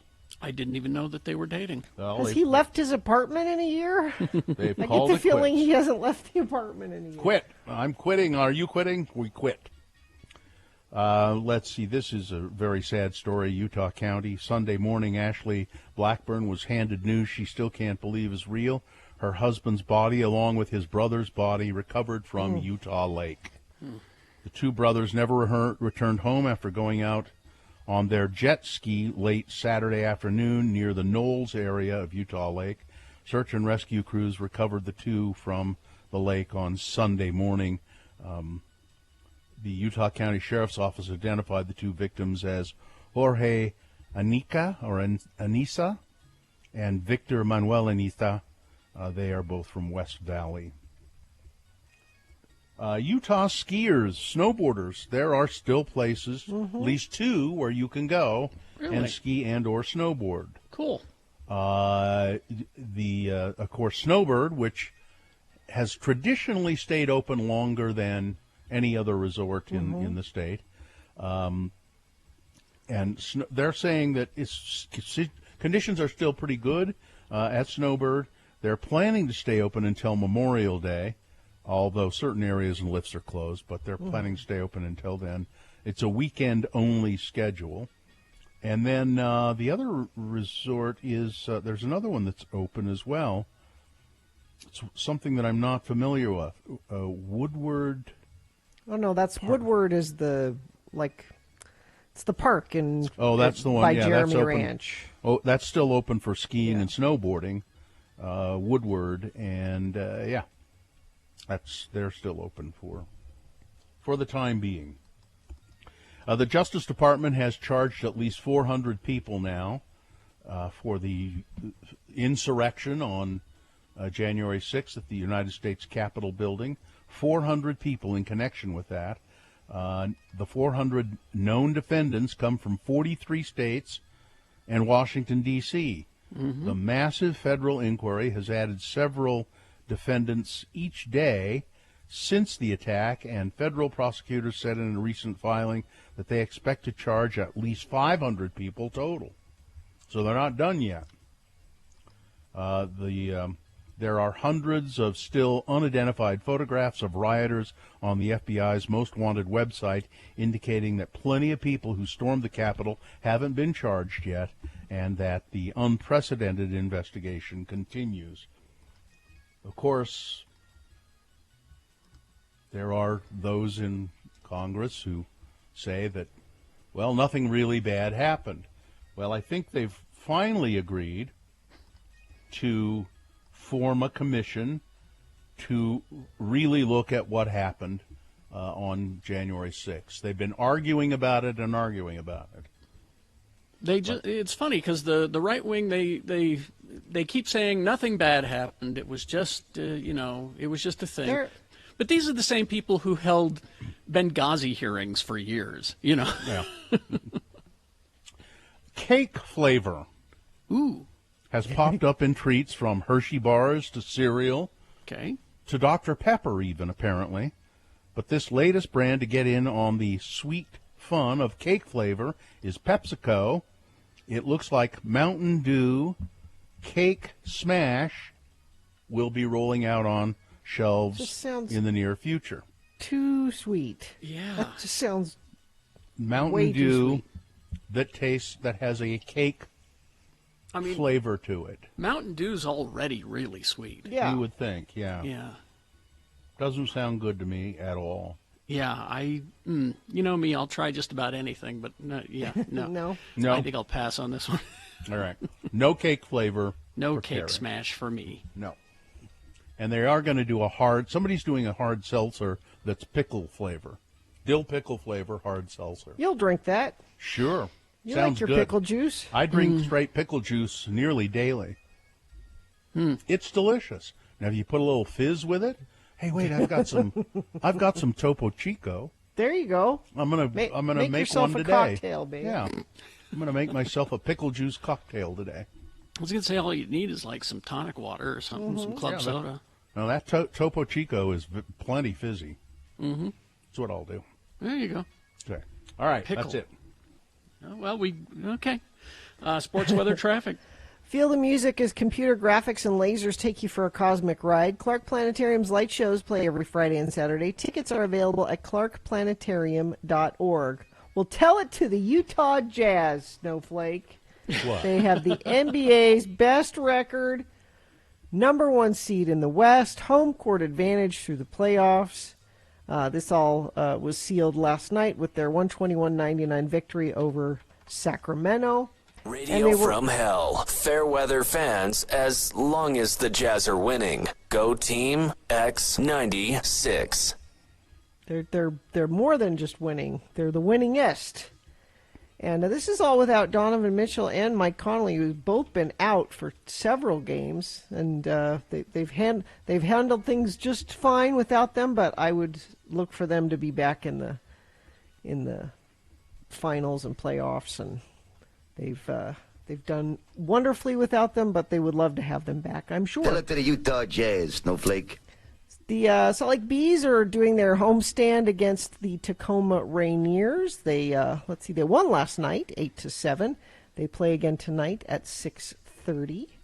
That's your sports. Weather, sunny today, then a chance of scattered thunderstorms later, about 40%, 76 for a high today, then isolated showers overnight. Tomorrow looks just beautiful, mostly sunny, 81 for a high. Wednesday, pretty sunny, 83, and then we have a couple days where it looks like we have a pretty significant chance of showers later in the week, so enjoy your sun earlier this week rather than later. Traffic has been enjoyable today.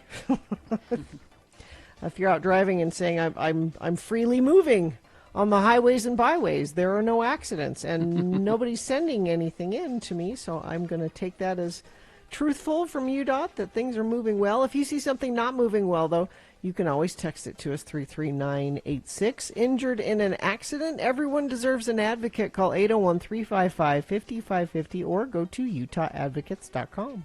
All right, here's boner candidate number 3. There really is voter fraud after all. 5 months after Suzanne Morphew vanished without a trace while on a bike ride last Mother's Day, the Chaffee County Clerk's Office in Colorado received a bizarre notification. A mail-in ballot for the 2020 election had been submitted in her name. When a Chaffee County sergeant went to the clerk's office to check out the ballot, he saw that it had been handwritten, dated October 15, 2020, which included the signatures of her husband, Barry Lee Morphew, on the witness line. But according to an arrest affidavit obtained by the Daily Beast, authorities did not question the 53-year-old dad about his alleged voter fraud until April 22nd, just days before he was charged with first-degree murder and a slew of other crimes in connection with his wife's disappearance. I wanted Trump to win, Mr. Morphew told the FBI when questioned about submitting his wife's voting ballot. I just thought, give him another vote. I figure all those other guys are cheating. Never mind that I murdered my wife. Morphew added that he knew his wife was going to vote for Trump anyway. Before I killed her. We talked about it. Why'd you kill her if she was a Trump voter? It sounds like you guys would have got along famously. He insisted he didn't know you couldn't vote on behalf of your spouse. Investigators also noted in the affidavit that Mr. Morphew admitted his own mail-in ballot, or submitted it at the same time, but authorities believe Morphew intentionally took advantage of his wife's disappearance to ensure another vote for the former president. On Thursday, prosecutors charged him with one felony count of forgery of public records and one misdemeanor count of election mail ballot offense. So he's charged with murder, and he's now charged with election fraud. Boner candidate number 3. I love the poorly educated. There really is voter fraud after all. All right, let's review the first two and vote. Boner candidate number 1, he was just behaving true to form. This is a guy who was caught on camera. Now, this is all, he's not been convicted of a crime, so you have to say alleged, but he was caught on camera storming the Capitol on January 6th. He had a Confederate flag. There's also photos of him allegedly stomping on a police officer, I believe. Mm-hmm. So he was arrested, and now the FBI gave him a pretrial release, but said that that's on the condition that you not have any firearms. So he promptly went home to Colorado, got a rifle, and killed a mountain lion. Yeah. Because I don't have to obey the law. Because my freedoms. Yeah. Yep. That's boner candidate number 1. Boner candidate number 2, we will not cower in fear. The Rabbi Zippel at the Chabad Lubavitch says that this is a Jewish synagogue in Sugar House. Somebody scratched a swastika into the glass door. And Rabbi Zippel said, we won't cower in fear over this. And boner candidate number 3, there really is voter fraud after all. Mm-hmm. There you go. You've got to decide of these 3 candidates which one is the worst, which one deserves to go forward to boner fight and possibly become boner of the day. Because if it wins here, it's not boner of the day yet. It'll have to defeat the winner of round 1's voting. Good candidate, so choose strategically here in this round 2. 1, 2, or 3. Remember your candidate number, the one that you think should win. Put that single digit in the message of a text. That's all we need is that single digit. Anything else in there will confuse the computer and it won't count your vote. 33986 is where you text that to. Or you can call the producer's booth at 877-602-9696. Use your voice to vote. Or go online, x96.com, looking for the box that says Boner Voting May 17, 2021, and vote there. If you don't see that box, refresh your browser. It should appear. You have until the end of these messages to do it. Vote. This is round 2.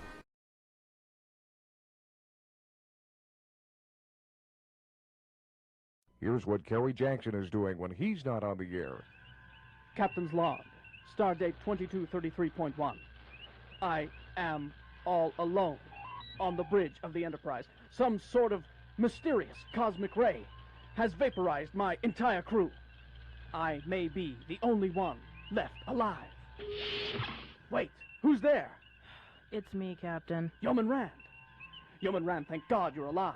Yes, Captain, and I feel so safe knowing you're still here. You know I've always been attracted to you. Let's make love right here on the bridge. Oh, come on, Sharon. You're not saying it like you mean it. Carrie, I hate this game. Can't we just have sex like normal people? Oh, come on, Sharon. You know that this is the only way I can get it up. I hate this costume. This wig looks like a woven basket on my head, and the 2 folding chairs and a card table does not make the bridge of the Enterprise. What? Turn off the sound effects. I'm leaving. Okay. If you don't like this game, how about we play the Battlestar Galactica game? I'll be Boxy, and you can be my little robot buddy, Muffet. Oh, God. Help, Muffy, help! I'm trapped and the Cylons are coming! Here's what Bill Allred is doing when he's not on the air. Henrietta Pussycat, you may approach your king! Meow, meow, meow, King Friday. How I've longed for this moment. Meow, meow. Are you sure Queen Sarah is away? Quite.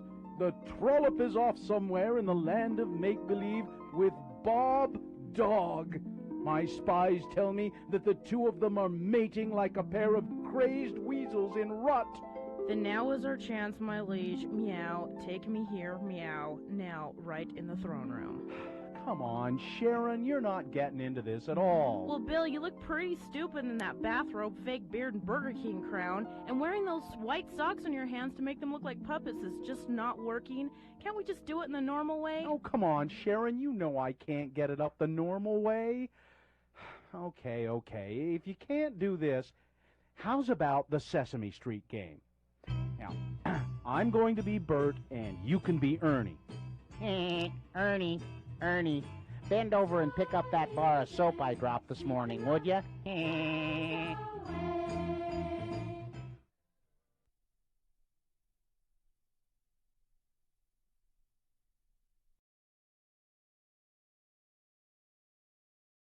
Lionel Elgin, our friend. Baseball announcer. Baseball announcer extraordinaire. I've had people asking me about Lionel. What's happened Well, you know, the season started again, and he got another job. He announces baseball on radio stations, and he keeps getting jobs because he's really good at it. He is excellent at it. He's very colorful. He loves the players, is the thing. He really, really, really loves baseball players. Really. Yeah. A lot. You'll see what we mean. This is the latest tape he sent me. He got fired again. And this is what happened. This is the last one that he was at. Here you go. You tell me if he deserved firing or not. I don't know. So we're set to go here in the 3rd. And what a beautiful day for baseball it is. Like a day in the park, folks.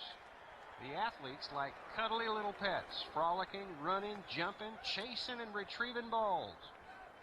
Furry, fuzzy fellas. So here comes Davis now, 0 for 1 today, flying out to right in the 1st. Notice the way Davis likes to sway back and forth, foot to foot at the plate. The first offering from Leaf, fastball strike in the outside corner, 0-1.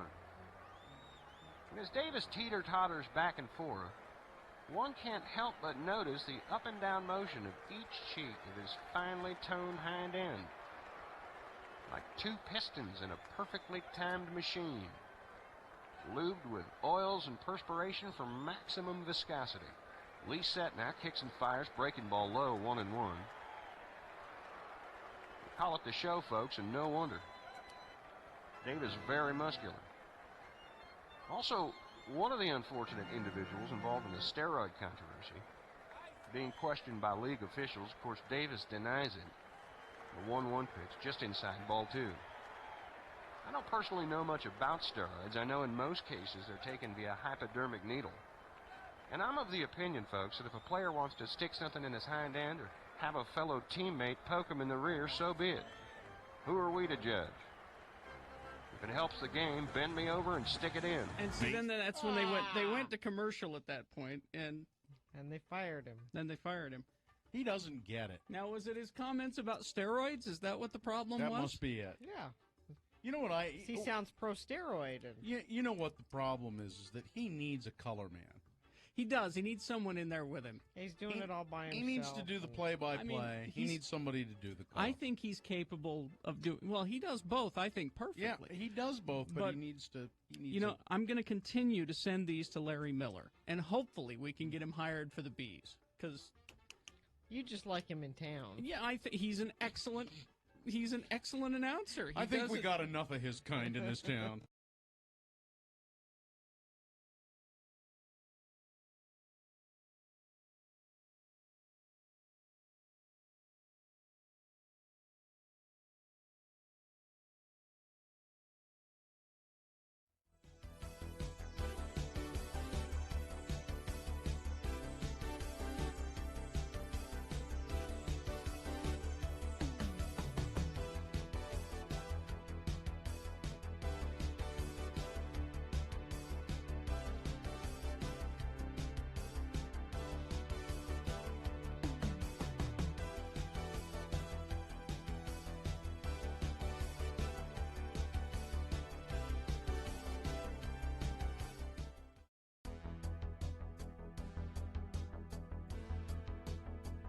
Okay, 8:48. Time to award round 2 of your boner. And round 2 of the boner voting is brought to you in part by a chocolate shake. And Sparkfish, they have the deals Utah shoppers love. Check out their Facebook Live online sales event every Thursday. Amazing products and prices from your chair. Follow at Sparkfish Inc. Boner candidate number 1. He was just behaving true to form. He was banned from having guns after his Capitol riot arrest. But then he went back home to Colorado and got himself a gun and shot a mountain lion. Okay, sure. Boner candidate number 2, we will not cower in fear. There was a swastika scratched on the door of a Utah synagogue. The rabbi, Benny Zippel, says that the community is undeterred despite that message of hate and will not cower in fear. And boner candidate number 3, there really is voter fraud after all. It's a guy who's accused of murdering his wife and then using her ballot to vote for Donald Trump. I knew she was going to vote for him anyway. I mean, That's I killed right. her, but I... And, you know, all the other we people talked are about it. All the other guys are cheating anyhow and killing their wives and such, you know. Let's see. The gift card was won by someone named Jason, and the clear-cut winner, although they all got a substantial number of votes, the clear-cut winner was boner candidate number 2. We will not cower in fear, carving the swastika on the door of the synagogue. All right. It's going to be an interesting boner fight coming up at 9:20. Boner fight happens at 9:20 between the winner of round 1 and the winner of this one here, round 2. You'll decide with your vote at 9:20. Be ready for that. Let's see. Geek News brought to you by, Gina, anybody? University Credit Union wants to give you $400. It's just an easy 3 steps. You can get up to $400. See University Credit Union branch for details or go to ucreditu.com. All right. Brand new episode of GeekShowPodcast.com available now. Name of the episode is Uncle Frankistopheles. Okay. Uncle Frankistopheles. I had to really struggle to spell that one. G.I. Joe. A real American hero. Yes, exactly. Classic American toy. Mm-hmm. G.I. Joe, probably, I think this is not an argument here, the most popular character in the G.I. Joe team, Snake Eyes. Mm-hmm. Snake Eyes, if you don't know, he's the guy who's all dressed in black and covered up, and he never speaks. Mm-hmm. He's a ninja. Because he's a doll. He has a dog named it's a wolf, essentially. It's not even a dog; it's a wolf. But most popular character. Easily. And so when they said, well, we're going to make a Snake Eyes movie, I said, well, good luck with that because your lead character doesn't speak. Well, they're, of course, smarter than I am. We're getting our first look. Is this animated? It's live action. Looks like a lot of great stunts in this thing. The trailer is available now. Every warrior has a beginning. For 600 years, our ninja have brought peace to the world. I need warriors like you. Join us. What do I have to do? The journey from here is yours to decide. Film stars Henry Golding as Snake Eyes. But that is just the beginning. I'm on a new level. But what it is it's... Wait, Carrie. He's too good looking to cover his face up. Will we see his face? I also said that when they said we're making a Snake Eyes movie. I went, well, you got this good-looking guy as your star. Yeah. Are you going to cover him up? Well, see, this movie is called Snake Eyes G.I. Joe Origins. Oh, okay. What they're doing is they're rebooting the G.I. Joe movie franchise. And they're going to start off with, like the Avengers did. They start off with individual movies about each character, and then they'll team them all up eventually. How smart is that? Okay. So you got Henry Golding, years before he meets up with the Joe crew. Snake Eyes follows the character as he becomes indoctrinated into the Arashikage clan, learning the ways of the ninja alongside Storm Shadow, who eventually becomes his greatest enemy. Spoiler. If you're not familiar with the toys. And Scarlet and the Baroness are in this as well. There are a couple of other G.I. Joe characters. But it's Snake Eyes show. And you get, it looks like a lot of action. Of course, whoever came up with G.I. Joe was very clever. Because it's presumably a very masculine, G.I. Joe. He was a masculine army guy. But this was just the first step toward feminizing the American male. By getting him to play with dolls. That's what it is. Bill's been listening to Joe Rogan again. Playing with dolls. All right. Let's see. Now, what with the COVID and everything, it's kind of screwed up the theatrical experience, but it looks like we're getting back to normal on that again. One thing that will not change, though, is Disney and Marvel Studios are going to release Black Widow on July 9th. In theaters and same day on Disney Plus. It'll cost you a little extra. I think it's $20 extra to get Black Widow. Like they did with Mulan and Soul. You pay a little extra money, you get them right in your home. But after that, they say that everything's going to go back to normal. They're going to release Jungle Cruise. Oh, no, Jungle Cruise is the other one that's also going to be doing that. Is that The Rock? And Cruella. So you got the Jungle Cruise movie, Cruella, and Black Widow will be on that Disney Plus premiere and in theaters at the same time. Now, the rest of them that they talked about, specifically Shang-Chi and the Legend of the Ten Rings, they say they're going ahead with that one strictly in theaters. The usual rollout is how that will happen, and that will be September 3rd. And they will have a 45-day exclusive run in cinemas. That one and Free Guy with Ryan Reynolds. They will be released theatrically, 45 days in theaters, and then after that, you'll be able to video on demand them in your home. So they're slowly getting back to normal. What is not normal is Indiana Jones 5, and I only bring this story up because this means they're actually making this movie. They keep announcing the casting. Yeah.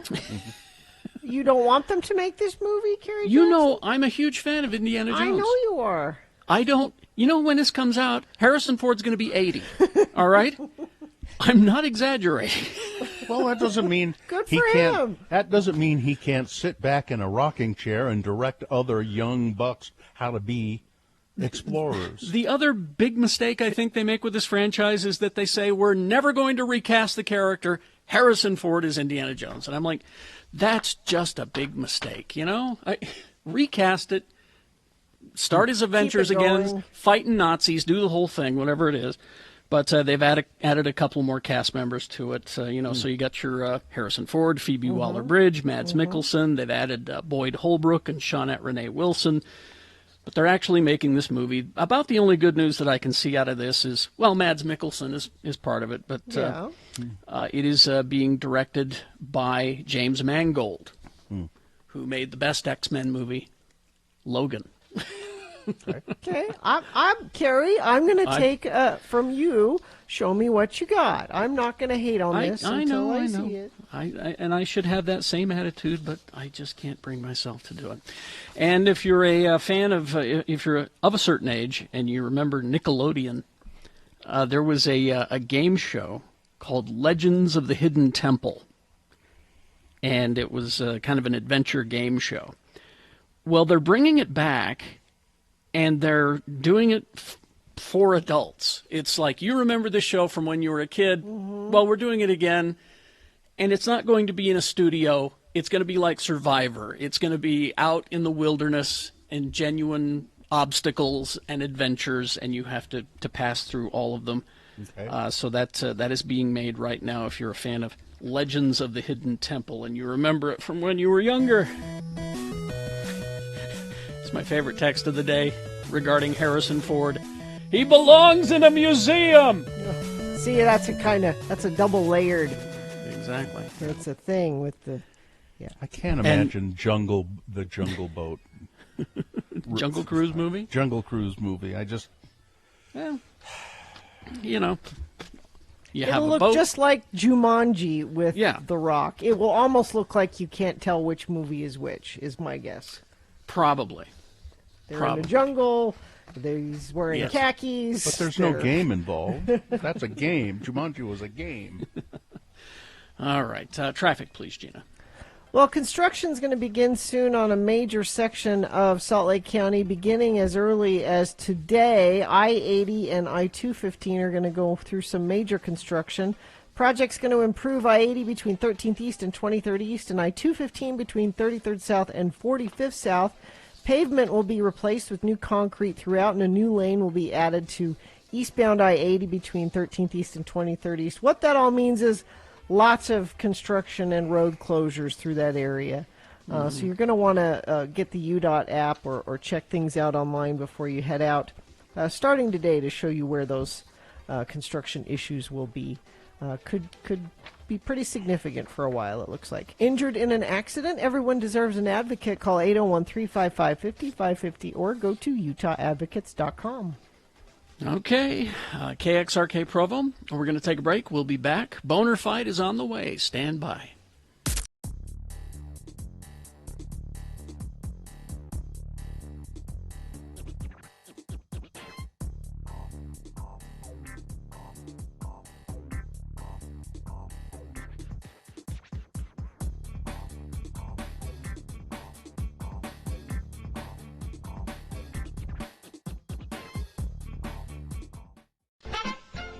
And now, let's try to beat Gina.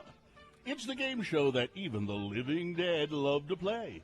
It's the kooky, ooky, and altogether spooky Halloween edition of our game. We have horror trivia galore all this month and fabulous prizes to get. It's a Radio from Hell tote bag. And now, let's meet our host, the man who knows that when hell is full, the dead will walk the earth. When he's not hosting our game, he's out killing zombies. Kerry Jackson. Oh, thank you, Johnny. Thank you so much. How are things in the basement? Oh, dusty. Dusty. How do you keep your pipes working so well in all that dust, Johnny? I thrive on dust. Oh, okay. The announcer anomaly, that is Johnny. All right. Off the air, we tossed a coin to determine who would be our contestant, and we have decided that, the coin has decided, that is, Debbie is going to be our contestant for Beat Gina right now. Debbie, are you there? I am. Good morning. Hi, Debbie. All right, Debbie, we're going to toss a coin again to determine who goes first. It does give you an advantage in the game. Debbie, heads or tails? Heads, please. Heads. All right. Coin toss app says tails. Uh-oh. That means Gina goes first. Okay. All right. So this is it. It's Night of the Living Dead trivia. Gina goes first. Debbie, this means that this question is solely for Gina. She gets to answer it without any interference from you, like Orange 45. Don't step in there. Shut up, man. Don't make me say it, Debbie. But if she gets it wrong, you get a chance to steal the point away by answering the question correctly. So pay attention, even though it's not your question. Gina. Yes. Oh, first person to 3 points wins. As she fled from the cemetery zombie, okay, Barbara crashed the car that she and Johnny had arrived in. What did she hit? Was it A, a tree, B, a gas station, C, a popcorn stand, or D, Dennis Quaid's dignity? I'm going to say a tree. A tree is correct. Yes. It's 1-0 for Gina. Now, Debbie, you control the question, and we'll have a chance to tie the game. And, Debbie, we're having a little hard time hearing you. At least I am. Yes. Maybe you could step up to your phone a little more. Okay, is that any better? It's a little bit better, but speak up there. Debbie, okay.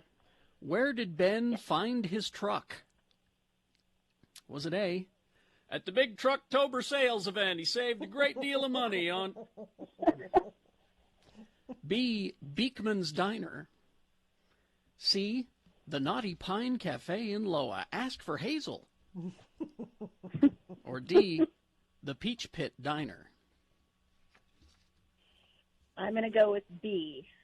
Beekman's Diner is correct. That is correct. It's now tied 1-1. Gina's turn to try and answer a question. Gina, which actor/actress played one of the Trapped Seven as well as one of the Living Dead? Was it A, Carl Hardman, B, Marilyn Monroe, C, Dame Judi Dench, because she can play anything, or D, Marilyn Eastman? I'll go with D, Marilyn Eastman. That is correct. That was really difficult. It's 2-1. Debbie, now you have a chance to tie. Debbie, what is Karen Cooper's single line of dialogue in the film? I hurt. That's A. B, MAGA. C, I turned myself into a pickle. I'm Pickle Karen. Or D, I can feel myself rot. Oh. D. I can feel myself rot? Good guess, but incorrect. I'm sorry. Gina? Well, then it would have to be, as much as I want it to be, Pickle Karen. You're going to win. You're going to win, you know, if you get this right, Gina. And we won't have any more of these. We won't have any more of these fabulous questions. Oh, okay, you turned me Pickle Karen. That's my answer. Oh, no, Gina, that's incorrect. It's I hurt. Okay. But you still control the question, I believe. That was the steal, so you still control the question. Steal, so now this is your question. You control it. Gina, what does Ben use to keep the undead at bay? Is it A, That new Vin Diesel record, have you heard it? Yeah. B, fire. C, circles of salt on the ground. Or D, an apple a day. Keeps the zombies away. That's the old saying, right? That's what I heard, yeah. I don't know, do we need to stretch this out anymore, or should I just put a stake in it? Yeah, we can just... Okay. That would be torches. That would be fire. Fire. There we go. You Gina are the winner, wins Gina. the game. Oh, Fabulous. Gina, way to go. Yeah, way to go, Gina. That was It's brilliant. all good. It's all good. Debbie, you were a good sport. Would you like the promise of someday getting a Radio from Hell tote bag? Yes, I would. Yes, Okay. I would. Okay. Hang on the line. We'll get your information, and someday someone will contact you about how to get it.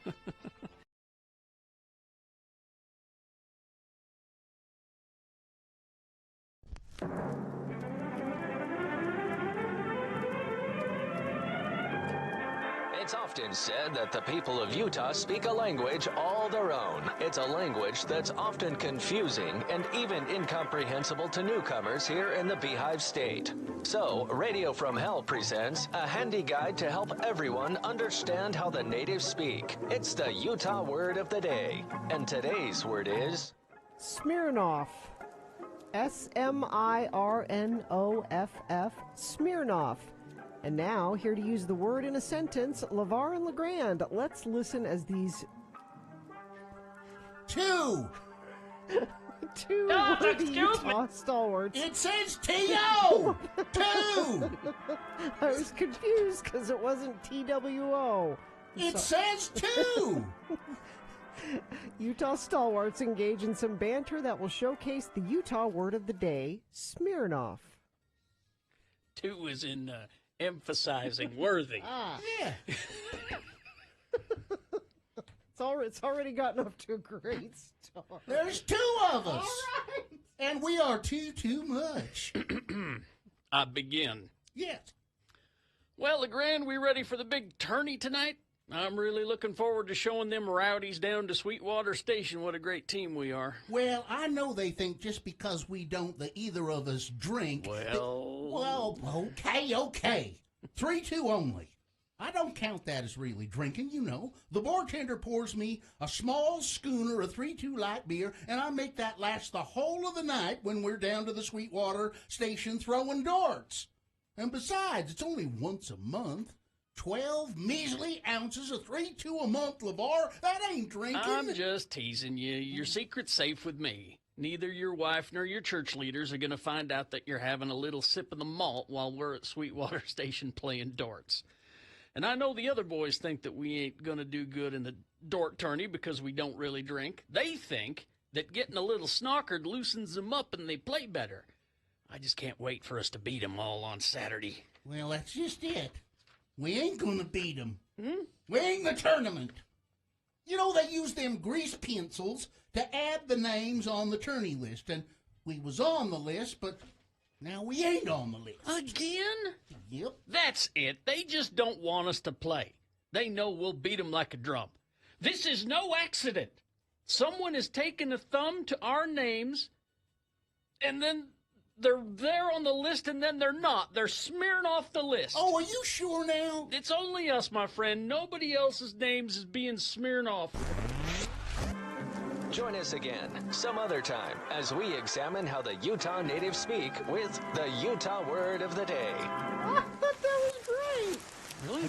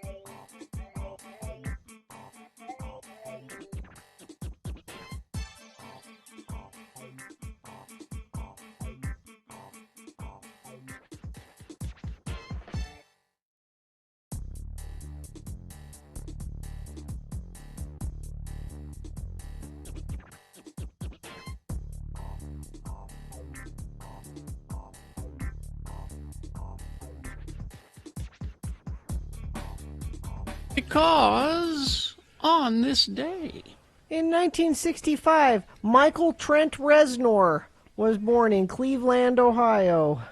I'm glad he wasn't Mike Reznor. I'm glad he just left the Mike and moved right on to Trent. Right on to Trent. Mike was the first name, but yeah. Well, even he realized that we have too many mics. Yeah. Too many Trents. mics. We could use some more Trents. Not enough bikes and too many mics. Yep. I was looking at my schedule for today and realize it's today is actually tax day. Mm-hmm. Yes. Have to get your, and so I have not submitted my taxes yet. I have to do it today. Are they done? Finally, yes. Oh, okay. I do have the forms. Okay. I do have the checks to write still, and then I'm going to mail my taxes, which I normally mail them and don't do it electronically, and that's a whole thing. Doesn't matter, but so of course the deadline is midnight tonight, and I've drawn the short straw this year. I'm the one who has to go to the post office with the coffee and the donuts for the people who are Thanks lining for doing up. that this year, Bill. That's lining up. appreciate- The people are lining up to file their taxes at the last minute. Get the. You remember when that happened? Don't most people do it electronically? Yeah. now? Well, I think.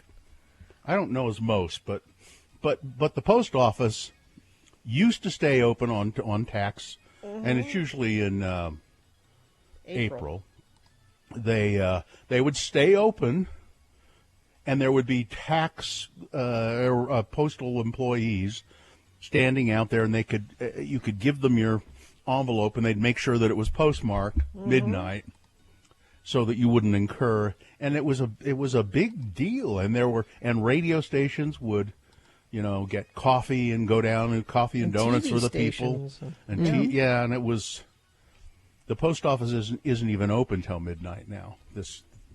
On tax day, they said no, we don't do that anymore. If you don't get it in, you don't get it in. It's your own, tough. It's your own damn fault. Tough. We're not staying open just to accommodate you. You people who pay our salaries. We're not going to do that. So that's your errand today, is to go put that in the box? I'm not going to particularly worry about whether it has a. I have to so I have the forms. I have to print them out, sign them, sign the checks, put them in the individual envelopes, make sure there's enough postage. I'm not gonna. Maybe I'll get it done by tomorrow. What, Bill? You're off the air at 10. All those things you just mentioned, maybe at the most would take you. I have a 45 life, minutes. and I'm not a slave to the IRS. All right? You have plenty of time to do it all. It's easy for you to talk. You don't know what I have today. You have no idea. What else do you have today that is required to be postmarked today? Because I would think your priority would be the thing that is required to be done today. Why? You know what? They're not going to put me in jail if it's postmarked tomorrow, particularly because I owe them money. But I'm wondering what is prioritized over the thing that has to be Nurse done today. Ed. Nurse Ed is coming. Okay. I have to have my visit with Nurse Ed, and then the home nurse, and then I have to walk around the block. I have to do that. Okay. And then the drinking starts. So Yes. You can't put that off. I don't know. It's on the schedule. No. Yeah. You schedule things that are important. I'm sorry, it's on the schedule. Sorry. I'm sorry. It's like, do I have time to squeeze in the IRS before drinking starts? No, sorry, I don't think so. Can't do it. And the IRS will understand that. They'll say, Sure. Sure. Oh, your drinking time. Well, we wouldn't want to cut into that. We already gave you a month more than we usually do for this, but Yeah, I had a tax person say to me at one time, I said, God, I've got to get this done by midnight. And they said, They're not going to throw you in jail. It'll be all right. Don't worry about it. Just get it in the next day or two. You'll be fine. Okay. Don't give Bill wiggle room. He'll use it. That's what wiggle room is for, to use. Hey. I'm wiggling into it right now. I need a little wiggle room. We'll take a break. We'll be back. Boner Fight is on the way. Stand by for that. We know you.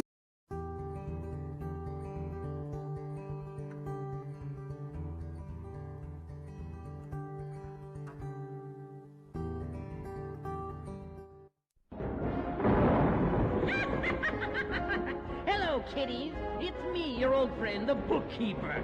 I'm here to help you with your taxes. Today, we're going to hear a tale from the old ledger which should simplify on how to fill out those pesky forms. Pay close attention now, so you won't have to pay even more later. You can come on in now, Mr. Irvine. Thank you. You can call me Lemar. Lemar. Okay. My secretary said you had some questions concerning your tax forms? Well, yeah. There ain't enough places on this here 1040A. I was wondering if there was a special form or maybe a separate schedule I should fill out. Enough places for what? My wives. Oh, you should only list your current wife on your tax forms. Your ex-wife will have to file separately. Ex-wife? I ain't never been divorced. You have more than one wife. That's what I'm trying to tell you. Ah. There ain't no place on this here farm to list all my wives. Not to mention the fact they don't leave you enough places to list your children either. How many wives do you have? 6. But the 2 youngest haven't turned 18 yet, so I figure I'll list them as dependents. Oh my. You're going to just have to list your first wife on your 1040, and then we'll file separate forms with the other ones, listing them as single head of household. Well, now wait one darn minute there, Sonny.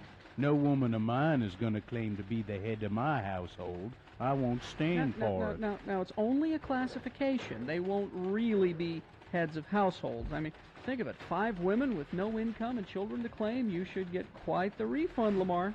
Lemar. That would be dishonest. I'm a God-fearing man. I couldn't cheat the government like that. You do know that polygamy is against the law, don't you? Yeah. Big refund, you say? Very big. Where do I sign? You see, kiddies, everyone can get a refund just so you know which deductions to take. And if you're willing to sit through a very long audit. As for Lemar, prison might be a vacation when you compare it to having 6 wives reminding you to wipe your feet and take out the trash. Well, this is your old friend, the bookkeeper, reminding you that on midnight on April 15th, that is the cutoff.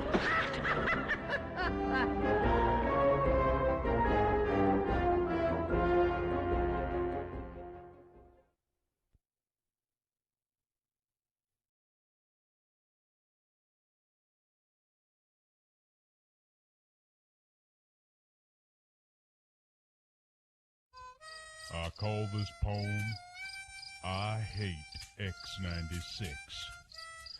I can ride the wildest bronco in the wild and woolly west. I can take him, I can break him, let him do his level best. I can handle any cattle, ever wore a coat of hair. Hell, I've even had to tussle with a mean old grizzly bear. But there's one thing I can't handle. It nearly makes me sick. I gotta listen to that god-awful music just to hear my poems on X96. It's nice of Carrie and Bill to play my poems on the radio, but God, that music they put on about makes my lunch chunks blow. Who are these violent femmes? Their songs just make me sick.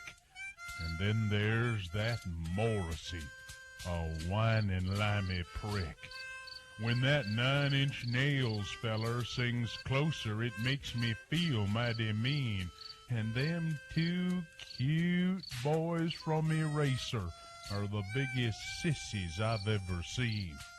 Give me country music from Bocephus, from Merle, and from Willie.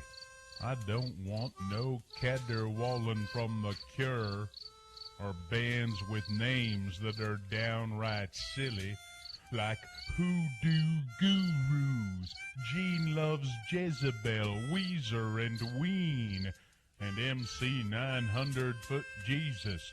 Jesus, what the hell does that mean? I wish I could do my cowboy poems on a station with good old boys what plays country tunes, instead of that X96 with its long-haired, earring-wearing, sissified, sushi-eating, devil-worshipping goons. There is one good thing about X96. Heed my words if you wanna. At least them immoral bastards don't play them skank hooer songs by Madonna. I'm Conway Skinner.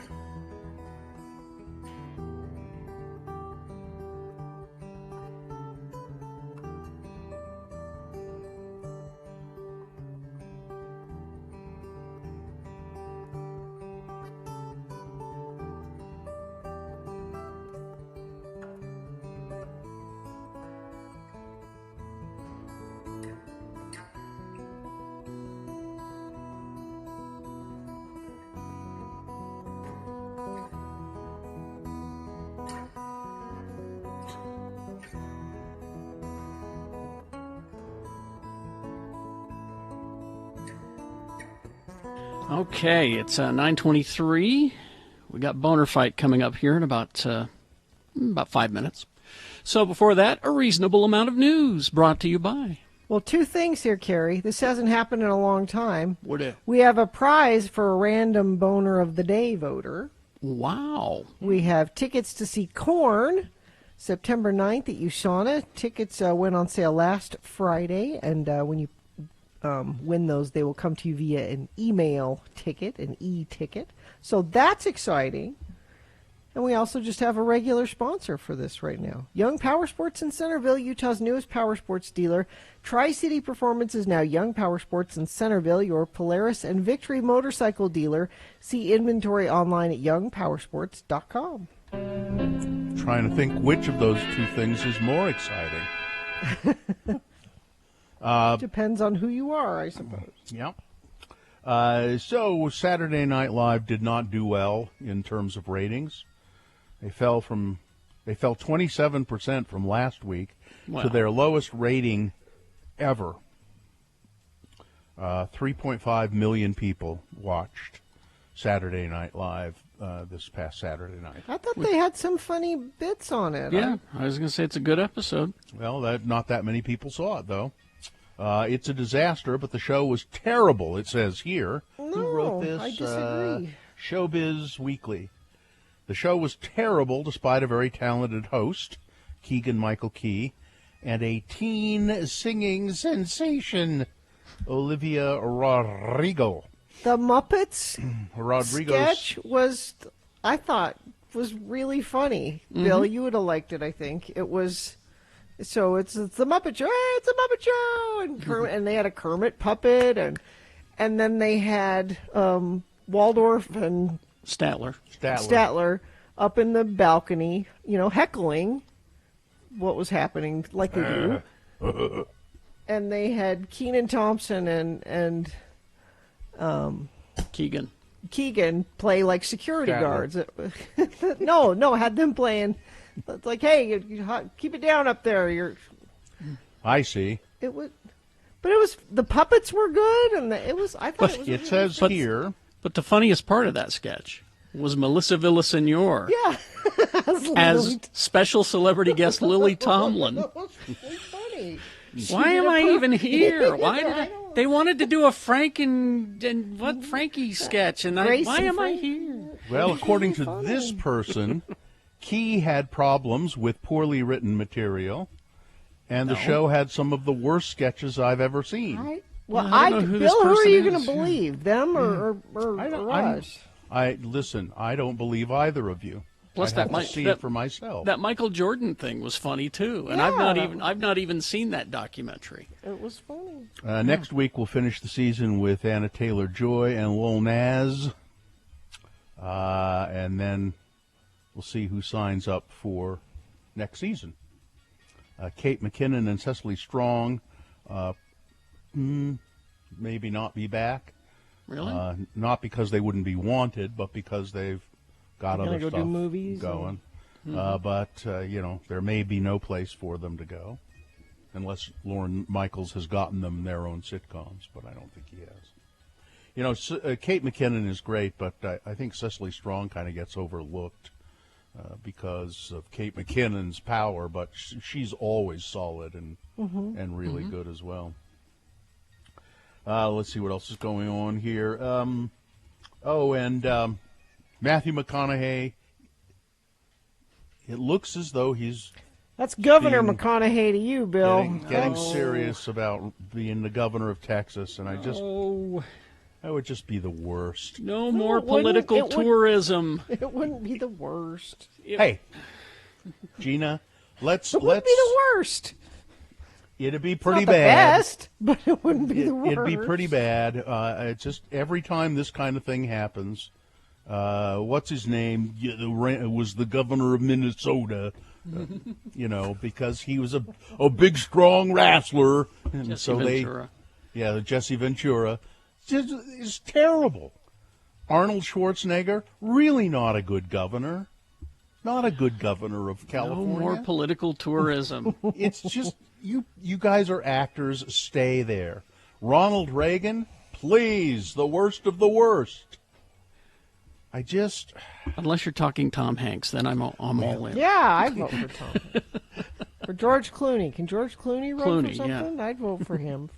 Well, I don't know. But Matthew McConaughey is apparently taking some action as he considers running for governor, according to a report from Politico. He has been making calls to influential people within the state's political realm, taking their temperature on his possible campaign. And he'd run as a Republican. Mm-hmm. Wasn't Sonny Bono okay, though, as a politician? Not particularly. How about Fred Grandy? Don't know anything much about Fred's record. And what was about Al Franken? What about Al Franken? Al was good. What about Al Franken? He's was the exception. He's the exception. Al Franken... What? Franken did not serve out his term.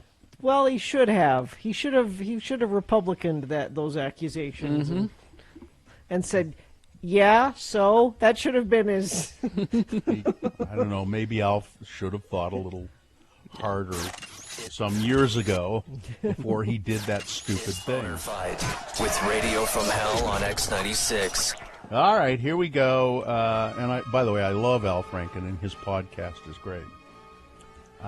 We go back to the 7 o'clock hour. Round one boner winner was Chachi Loves Ricky, wasn't it? Yeah, it was the one. That was the one that won. It's Scott Baio and Ricky Schroeder harassing Costco employees about masks. And come on, guys, that's what Ricky's been doing during the whole pandemic, is going around being a dick to people. He's good at it. Plus, he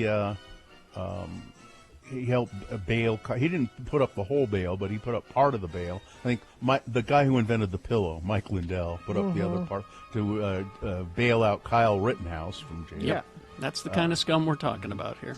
Going up against number 2, We Will Not Cower in Fear. There was a swastika scratched on the door of a Utah synagogue. The synagogue in Sugar House, the rabbi there Rabbi Zippel says that we will not cower in fear because of this. We are undeterred despite this message of hate. That's number 2. All right. There you go. You've got to decide of these 2 candidates which one is the worst, which one should be Boner of the Day, 1 or 2. Remember your candidate number, the one that you think should win. Put that single digit in the message of a text and then text it to 33986. Pretty easy to vote for Boner of the Day that way. You can also call. Use your voice, 877-602-9696. Or go online, x96.com. Look for the box that says Boner Fight May 17, 2021, and vote there. If you don't see that box, refresh your browser. You probably won't because we just put it up there. So do that when you go online to vote for this Boner of the Day.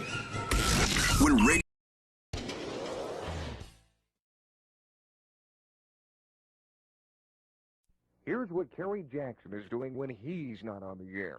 Grandma, why do we have to drive all the way up from Salem to Orem just to go to the Training Table restaurant? Because they have the cheese fries, you stupid little turd. Grandma. It's worth the 20-mile drive for the cheese fries. Yeah, worth it to you. You don't have to drive. Oh, what did you say? I said that those cheese fries seem to make you thrive. Well, that's what I said. of course they do. Cheese fries have all the nutrients we old people need. And they're easy to digest, too. Oh, when those rat bastards down home get the cheese fries to their burger joint, maybe we'll eat at home. Grandma, did you bring your stool softeners? Just, you never mind about my stool softeners. Just get on the damn phone and order the cheese fries. Okay. Oh, and about 10 of them cups of dipping sauce. Grandma, can I order a burger for myself? Well, if you've got the money to pay for it. What do you think I am, Zion's First National Bank? Oh, no, I don't. Stupid little turd. Here's what Bill Allred is doing when he's not on the air. Hi, welcome to the training table. Can I take your order, please? Well, sure. Bill? Bill, is that you? Just a minute. Hello? Hello. Welcome to the training table. May I take your order, please? Hey, what happened to the guy I was just talking to? Guy? Wait a minute. Bill, this is you, isn't it? I don't know what you're talking about. My name is Jenny. Jenny Parsons. Who are you? Oh, come on. Like you don't know that I'm Kerry Jackson, your partner on X96's Radio from Hell show. Oh, you're Kerry Jackson? Oh, I've heard of you and the Radio from Hell show, too. Oh, I love your partner, Bill Allred. Yeah. He's so handsome and kind and generous and thin, too. Yeah, right. Oh, and he's so much funnier than you. All right, listen, Allred, I don't know what you're trying to pull, but I could just send Grandma back in the kitchen to kick your ass. I'm not kicking anybody's ass until I get my cheese fries. You stupid little turd.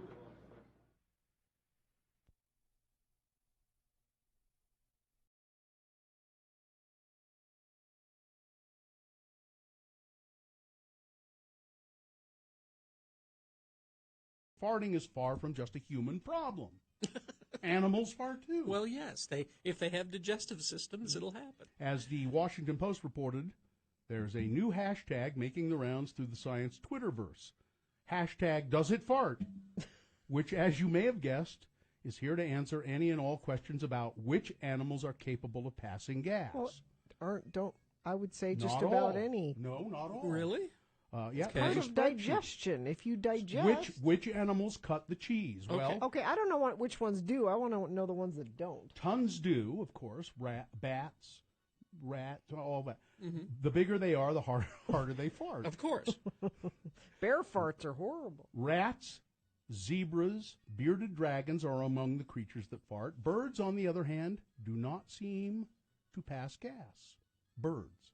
That actually kind of makes sense. But they could, let's see, marine invertebrates. So you should eat like a bird so you don't fart? Oysters, mussels, Well, crabs. how would they fart? I don't know. They don't have a bum. Well, they eliminate waste. She said in the most scientific way possible. They eliminate waste. They take in nutrients and eliminate waste. The hashtag has a purpose beyond making scientists giggle at their own handiwork. The paper explained whether or not a given animal farts is apparently a question that zoo employees often receive from kids who come to the zoo. Well, yeah. They ask the questions. Kids would ask that. If a little scatological humor keeps kids interested in biology, well, everybody wins. And if the hashtag does it fart has you jonesing for more internet things at the intersection of animals and potty humor, there's always... no, I don't think I can say that one. It's about animals with the weirdest genitalia. Okay. Now, here's someone who's saying that birds fart because they've heard their cockatiel fart. I don't think you have. What have you maybe heard? it's just making I a think fart you've sound. heard it making a fart sound. Yeah. Yeah. They're mimicking you. Probably maybe? imitating you Yeah. farting. Yeah.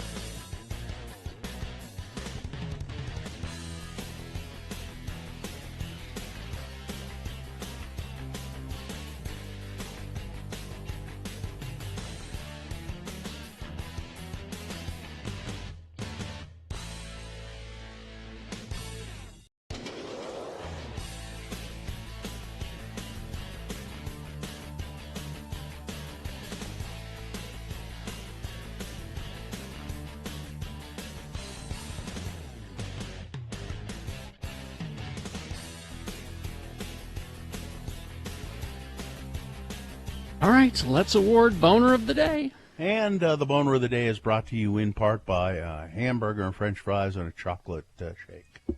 And Tim Daly Auto Group, home of the forever warranty on all new and select used vehicles at Tim Daly Infiniti, Tim Daly Ford, and all 3 Tim Daly Nissan locations. Well, number one, Chachi loves Ricky. Yes, Ricky Schroeder is an asshat. Scott Baio, also an asshat. Harassing Costco employees about mask policies, harassing people on airlines about having to wear masks. It's ridiculous. And that's a really good candidate. But when you put it up against a local carving a swastika into the door of a local synagogue, it didn't stand much of a chance. Nope. The winner... Boner candidate number 2, we will not cower in fear. All right, so there's your Boner of the Day for today, May 17, 2021. Now qualified to be Boner of the Week. Go ahead and hit that there, Katie. The following is a sponsored feature. All right. It's Nurse Nicole Lamb from Nightingale College. Hi, Nicole, how are you? I'm good. Good morning. How are you guys? Good. Listen, Nicole, I understand when people get depressed, they start, maybe one of the ways, they start eating. You know, I'm depressed You shut and up. I eat. No, I don't. but Every I'm day, a lot. I'm looking at this stuff you sent us. That there are certain foods that you can eat which would help you get out of depression, right? Yeah, so the last decade there's been a lot of research in nutritional psychiatry, which is kind of this exploding field of how our gut and nutrition affects our mental health. Mm-hmm. It obviously affects our physical health, but it's becoming more and more evident it affects our mental health as well. And so, yeah, there's some great dietary things that can help improve depression. I think a lot of times people don't really think about how food affects depression and anxiety. But there's 2 trials that we put up on our website. One's the Sun Navarro trial, and then one's called the SMILES trial. And what they showed in both of those was a decreased incidence of depression and a decrease in having depression at all just by changes in the diet. What kind of changes? And so Mediterranean is probably a top pick for brain health. So, That's it. I'm moving to Italy. Me too. Let's go. So omega-3s, so your fatty fish and flax seeds, legumes would be really high on the list. So complex carbohydrates, foods with B12 in them.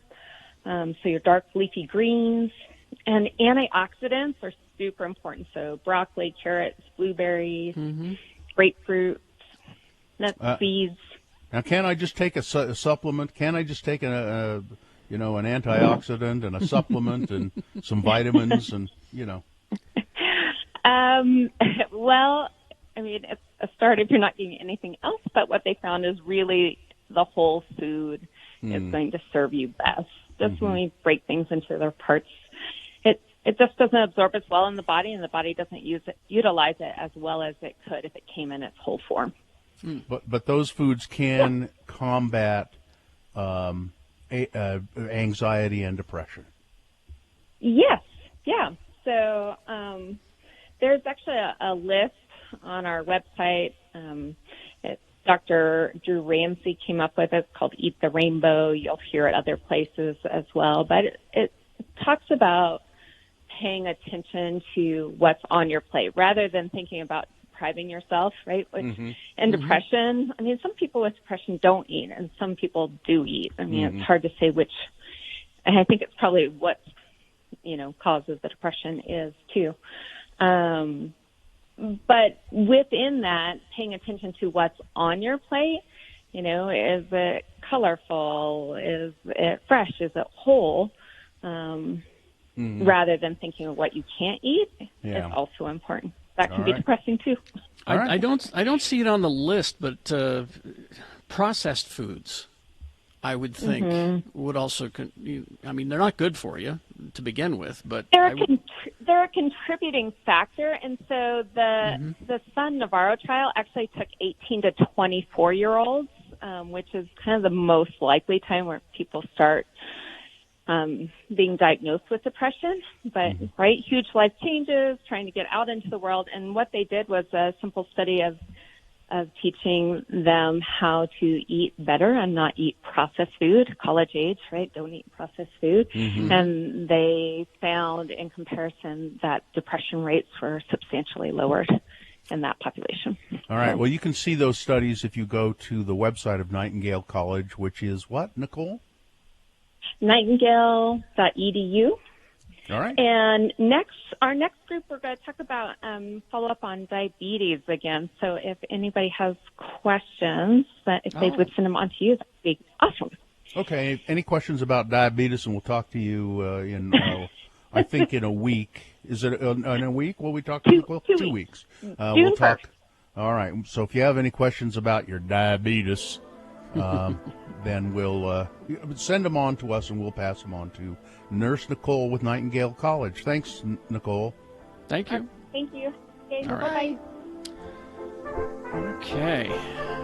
We will take a break. We'll be back crawling towards the exits after these.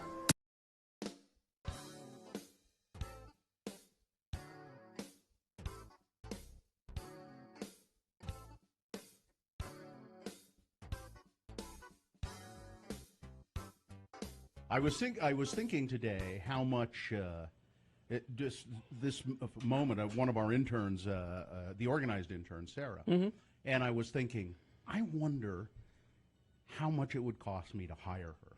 For what? As my personal assistant. Here we go. What? You need a personal assistant. Sure, I'd love one. I would love one. I think a personal assistant would do a lot of good things for me. Like what? Do you have dry cleaning that needs picking up? Yes. You have a hard time getting around to picking up your dry cleaning? Sometimes. As a matter of fact, I do. I have any number of organizing things that need to be done all the time. Mhm. It would be very nice to have somebody to post a bunch of social media stuff for me. Mhm. At my direction, but actually do the work of it. It would be very nice to have somebody I could call up and say, I don't have time to go to the grocery store. I'm forwarding you my list. Please send it. Mhm. Please do it. See, she's not. You know what I mean. There's any number of things. You want to go to the store for Bill? And she would love to. She would love to do it. She's nodding right now. But A, I don't know as I could really afford her, and B, I like her, and so I'm not sure that I want her to be on the receiving end of me saying, "What do you mean you didn't?" Yeah, things like that. You would end up yelling at her. Well, we have to break here. But speaking as someone who has an assistant, What do you need an assistant for? Here we go. I feel bad having her do things. That's what I'm saying. And so I'm not utilizing her enough. You pay her? I do. Then don't feel bad. Yeah. That unless she's the sort of person who goes, okay, I'll get right on that, Mr. Jackson. Yes, if it's that sort of thing, then I need a different assistant. So see, Sarah would go, that's right.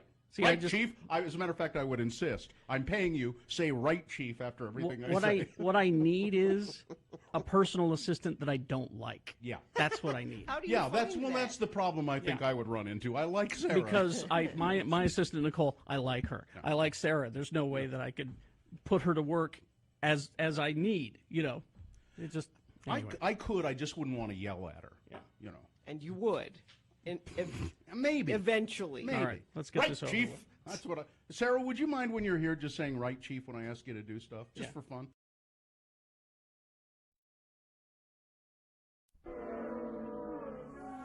Hey, he was great, wasn't he, ladies and James? Pegleg Johnson, the one-legged stand-up comic. We're going to have him back real soon. Now, don't go away, folks. Because in just a few minutes, you're going to be laughing your butts off with our headliner, Gallagher! Gallagher! You know, the guy with the watermelons? Yeah, well, anyway, it's time for a special treat here at Bananas, the best comedy club in a shopping mall in downtown Sheboygan. Please welcome the comedy stylings of Little Tommy Little, the 3-year-old stand-up comic! Thank you, folks. It's great to be here. Now, stop me if you've heard this one. Why did the little moron saw his toilet in half? Get off the stage! Oh, I'm sorry. Uh-oh. Uh-oh, mister. What? Mister, is that a bug in your drink? Where? Made you look, made you stare, made you lose your underwear, stupid head booger face.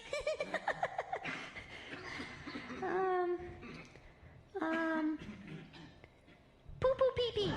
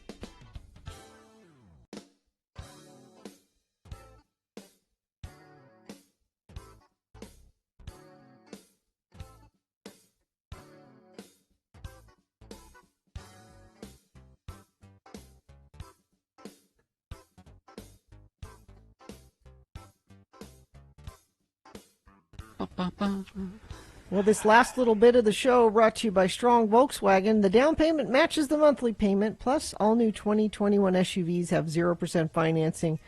Visit strongvw.com for details. That little bit reminded me that I talked to Festus yesterday. Oh, yeah? In Jacksonville? Who's made it to Florida. And I said, what are your thoughts on Florida so far? And he said, well, you don't realize how white Utah is until you go other places. Like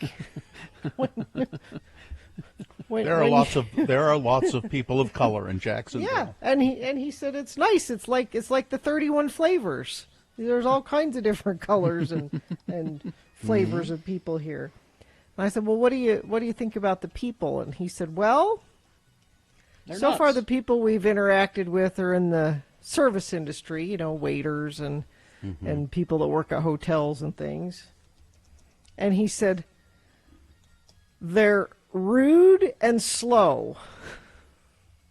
Meaning their reaction to you is, hi, we'd like to get a room for the night at the hotel. And he said, here's what they do.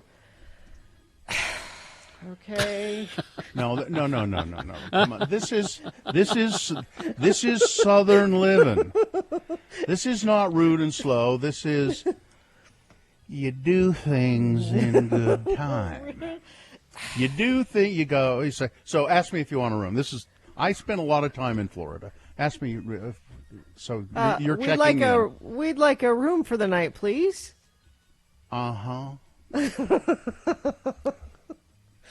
Would it be just the two of you? Yes, just the two of us, just for one night, please.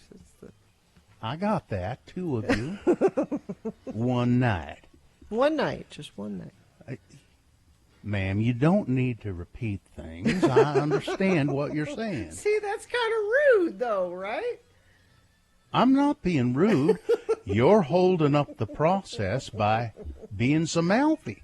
Now, let me just check our availability. Aloysius. Yeah. Before you do that, would you make sure they're married? All right. I've been instructed to ask you if you two are married. Yes, we're married. Aloysius, would you Yeah? make sure that they were married proper, like Christian marriage? Well, Christian marriage? Well, Was there any incantations involved in your marriage ceremony? No incantations? No, Then not that's really. good enough for me. Okay. Now, you say it's a room for two. Two, please, yes. For tonight. All right. You let see, me when just you've been take- let me- traveling a long time, let me we just- just like to get to... Ma'am, you are holding up the process by being so mouthy. Let me just check and see what our availability is. Hey, Cletus, we got any What? rooms? Depends. Depends on what? Well, what do you think of them? Just a minute. Should we let them in the same room, Just a minute. or Let do me we check. insist that they have two rooms? Let me check here. You're considerably taller than your husband, aren't you? What? You're considerably taller than your... I made myself clear, I'm didn't sorry, I? I don't You are taller than your husband. I think that's kind of odd. Is he out there getting the luggage? Let me just check and see if we have a room before he goes to all that trouble of bringing in the luggage. Yeah? Aloysius, I got to look at him. Yeah. He's got tattoos. All right. My guess is he's here for the Navy. Oh, Navy. Oh, well. Now, if he's in the service, you didn't mention that, ma'am. Is your Yes, husband he's in the service? Yes, he's in the service. Ah, well, I'm sure we have a room for the two of you. Right. And I hope you enjoy your stay here in Jacksonville. That's how that goes. I got to look at his last name. He's American. They're just a little. They are just a little slower. I mean, You just said like they were at the Denny's getting breakfast, and the waitress serves them food, and he said, "Thank you very much," and he said she just walks away. Here's getting breakfast at the Denny's, and this happened to me, really did. Hi, I'd like to order breakfast. Can I still order breakfast? Well, it's a little bit late in the day, but I suppose so. Okay, well then I have to tell you,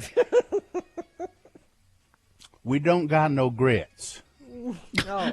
We've run out of grits. You got to get So here early maybe in the day. maybe you don't want to have breakfast. Well, that's okay. I don't really care for grits. You don't.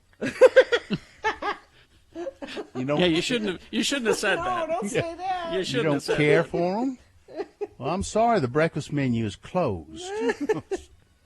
Now, Bill, you're going to like this. Somebody's suggesting we just replay this tomorrow for Utah Word of the Day. I'm up for that. Aloysius and Cletus. Yeah. It's run the a southern version. motel. In Can we Jacksonville, clip that out? I'm Florida. serious. Can we clip that out? That's a new.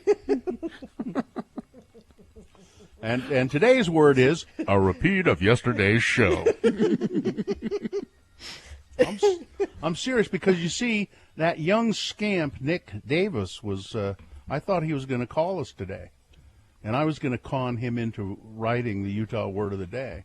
Well, if that's he wanted probably to why be- he didn't call. If he didn't wanted get to be conned helpful. into- Well, I didn't tell him I was going to do that. I just, if he wants to be helpful, that would be really helpful because I've got to get my taxes filed today.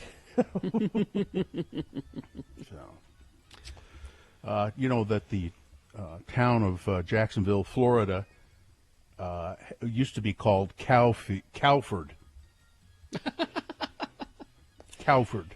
Yeah, Jacksonville's a better name. It was its original name, Cowford. And Elvis Presley performed his first indoor concert as a headlining act at the theater in Jacksonville in 1956. Wow. All right. So there you go. Well, let's do the promo and get out of here. Oh, did we get that? Mm-hmm. Oh, okay. Yeah, there it is. All right, we are back with another full week of Radio from Hell. It's Tuesday, which means at 7 a.m., LeVar and LeGrand will join us for Utah Word of the Day. Maybe. And then at 7:45, it's time for another X-Poll. We want to know about your post-COVID vaccine outings. Where did you go? How did you feel? Plus, at 9 a.m., Tuesday will have a tune for us for Tuesday morning. It's all happening on Tuesday's Radio from Hell show on X96.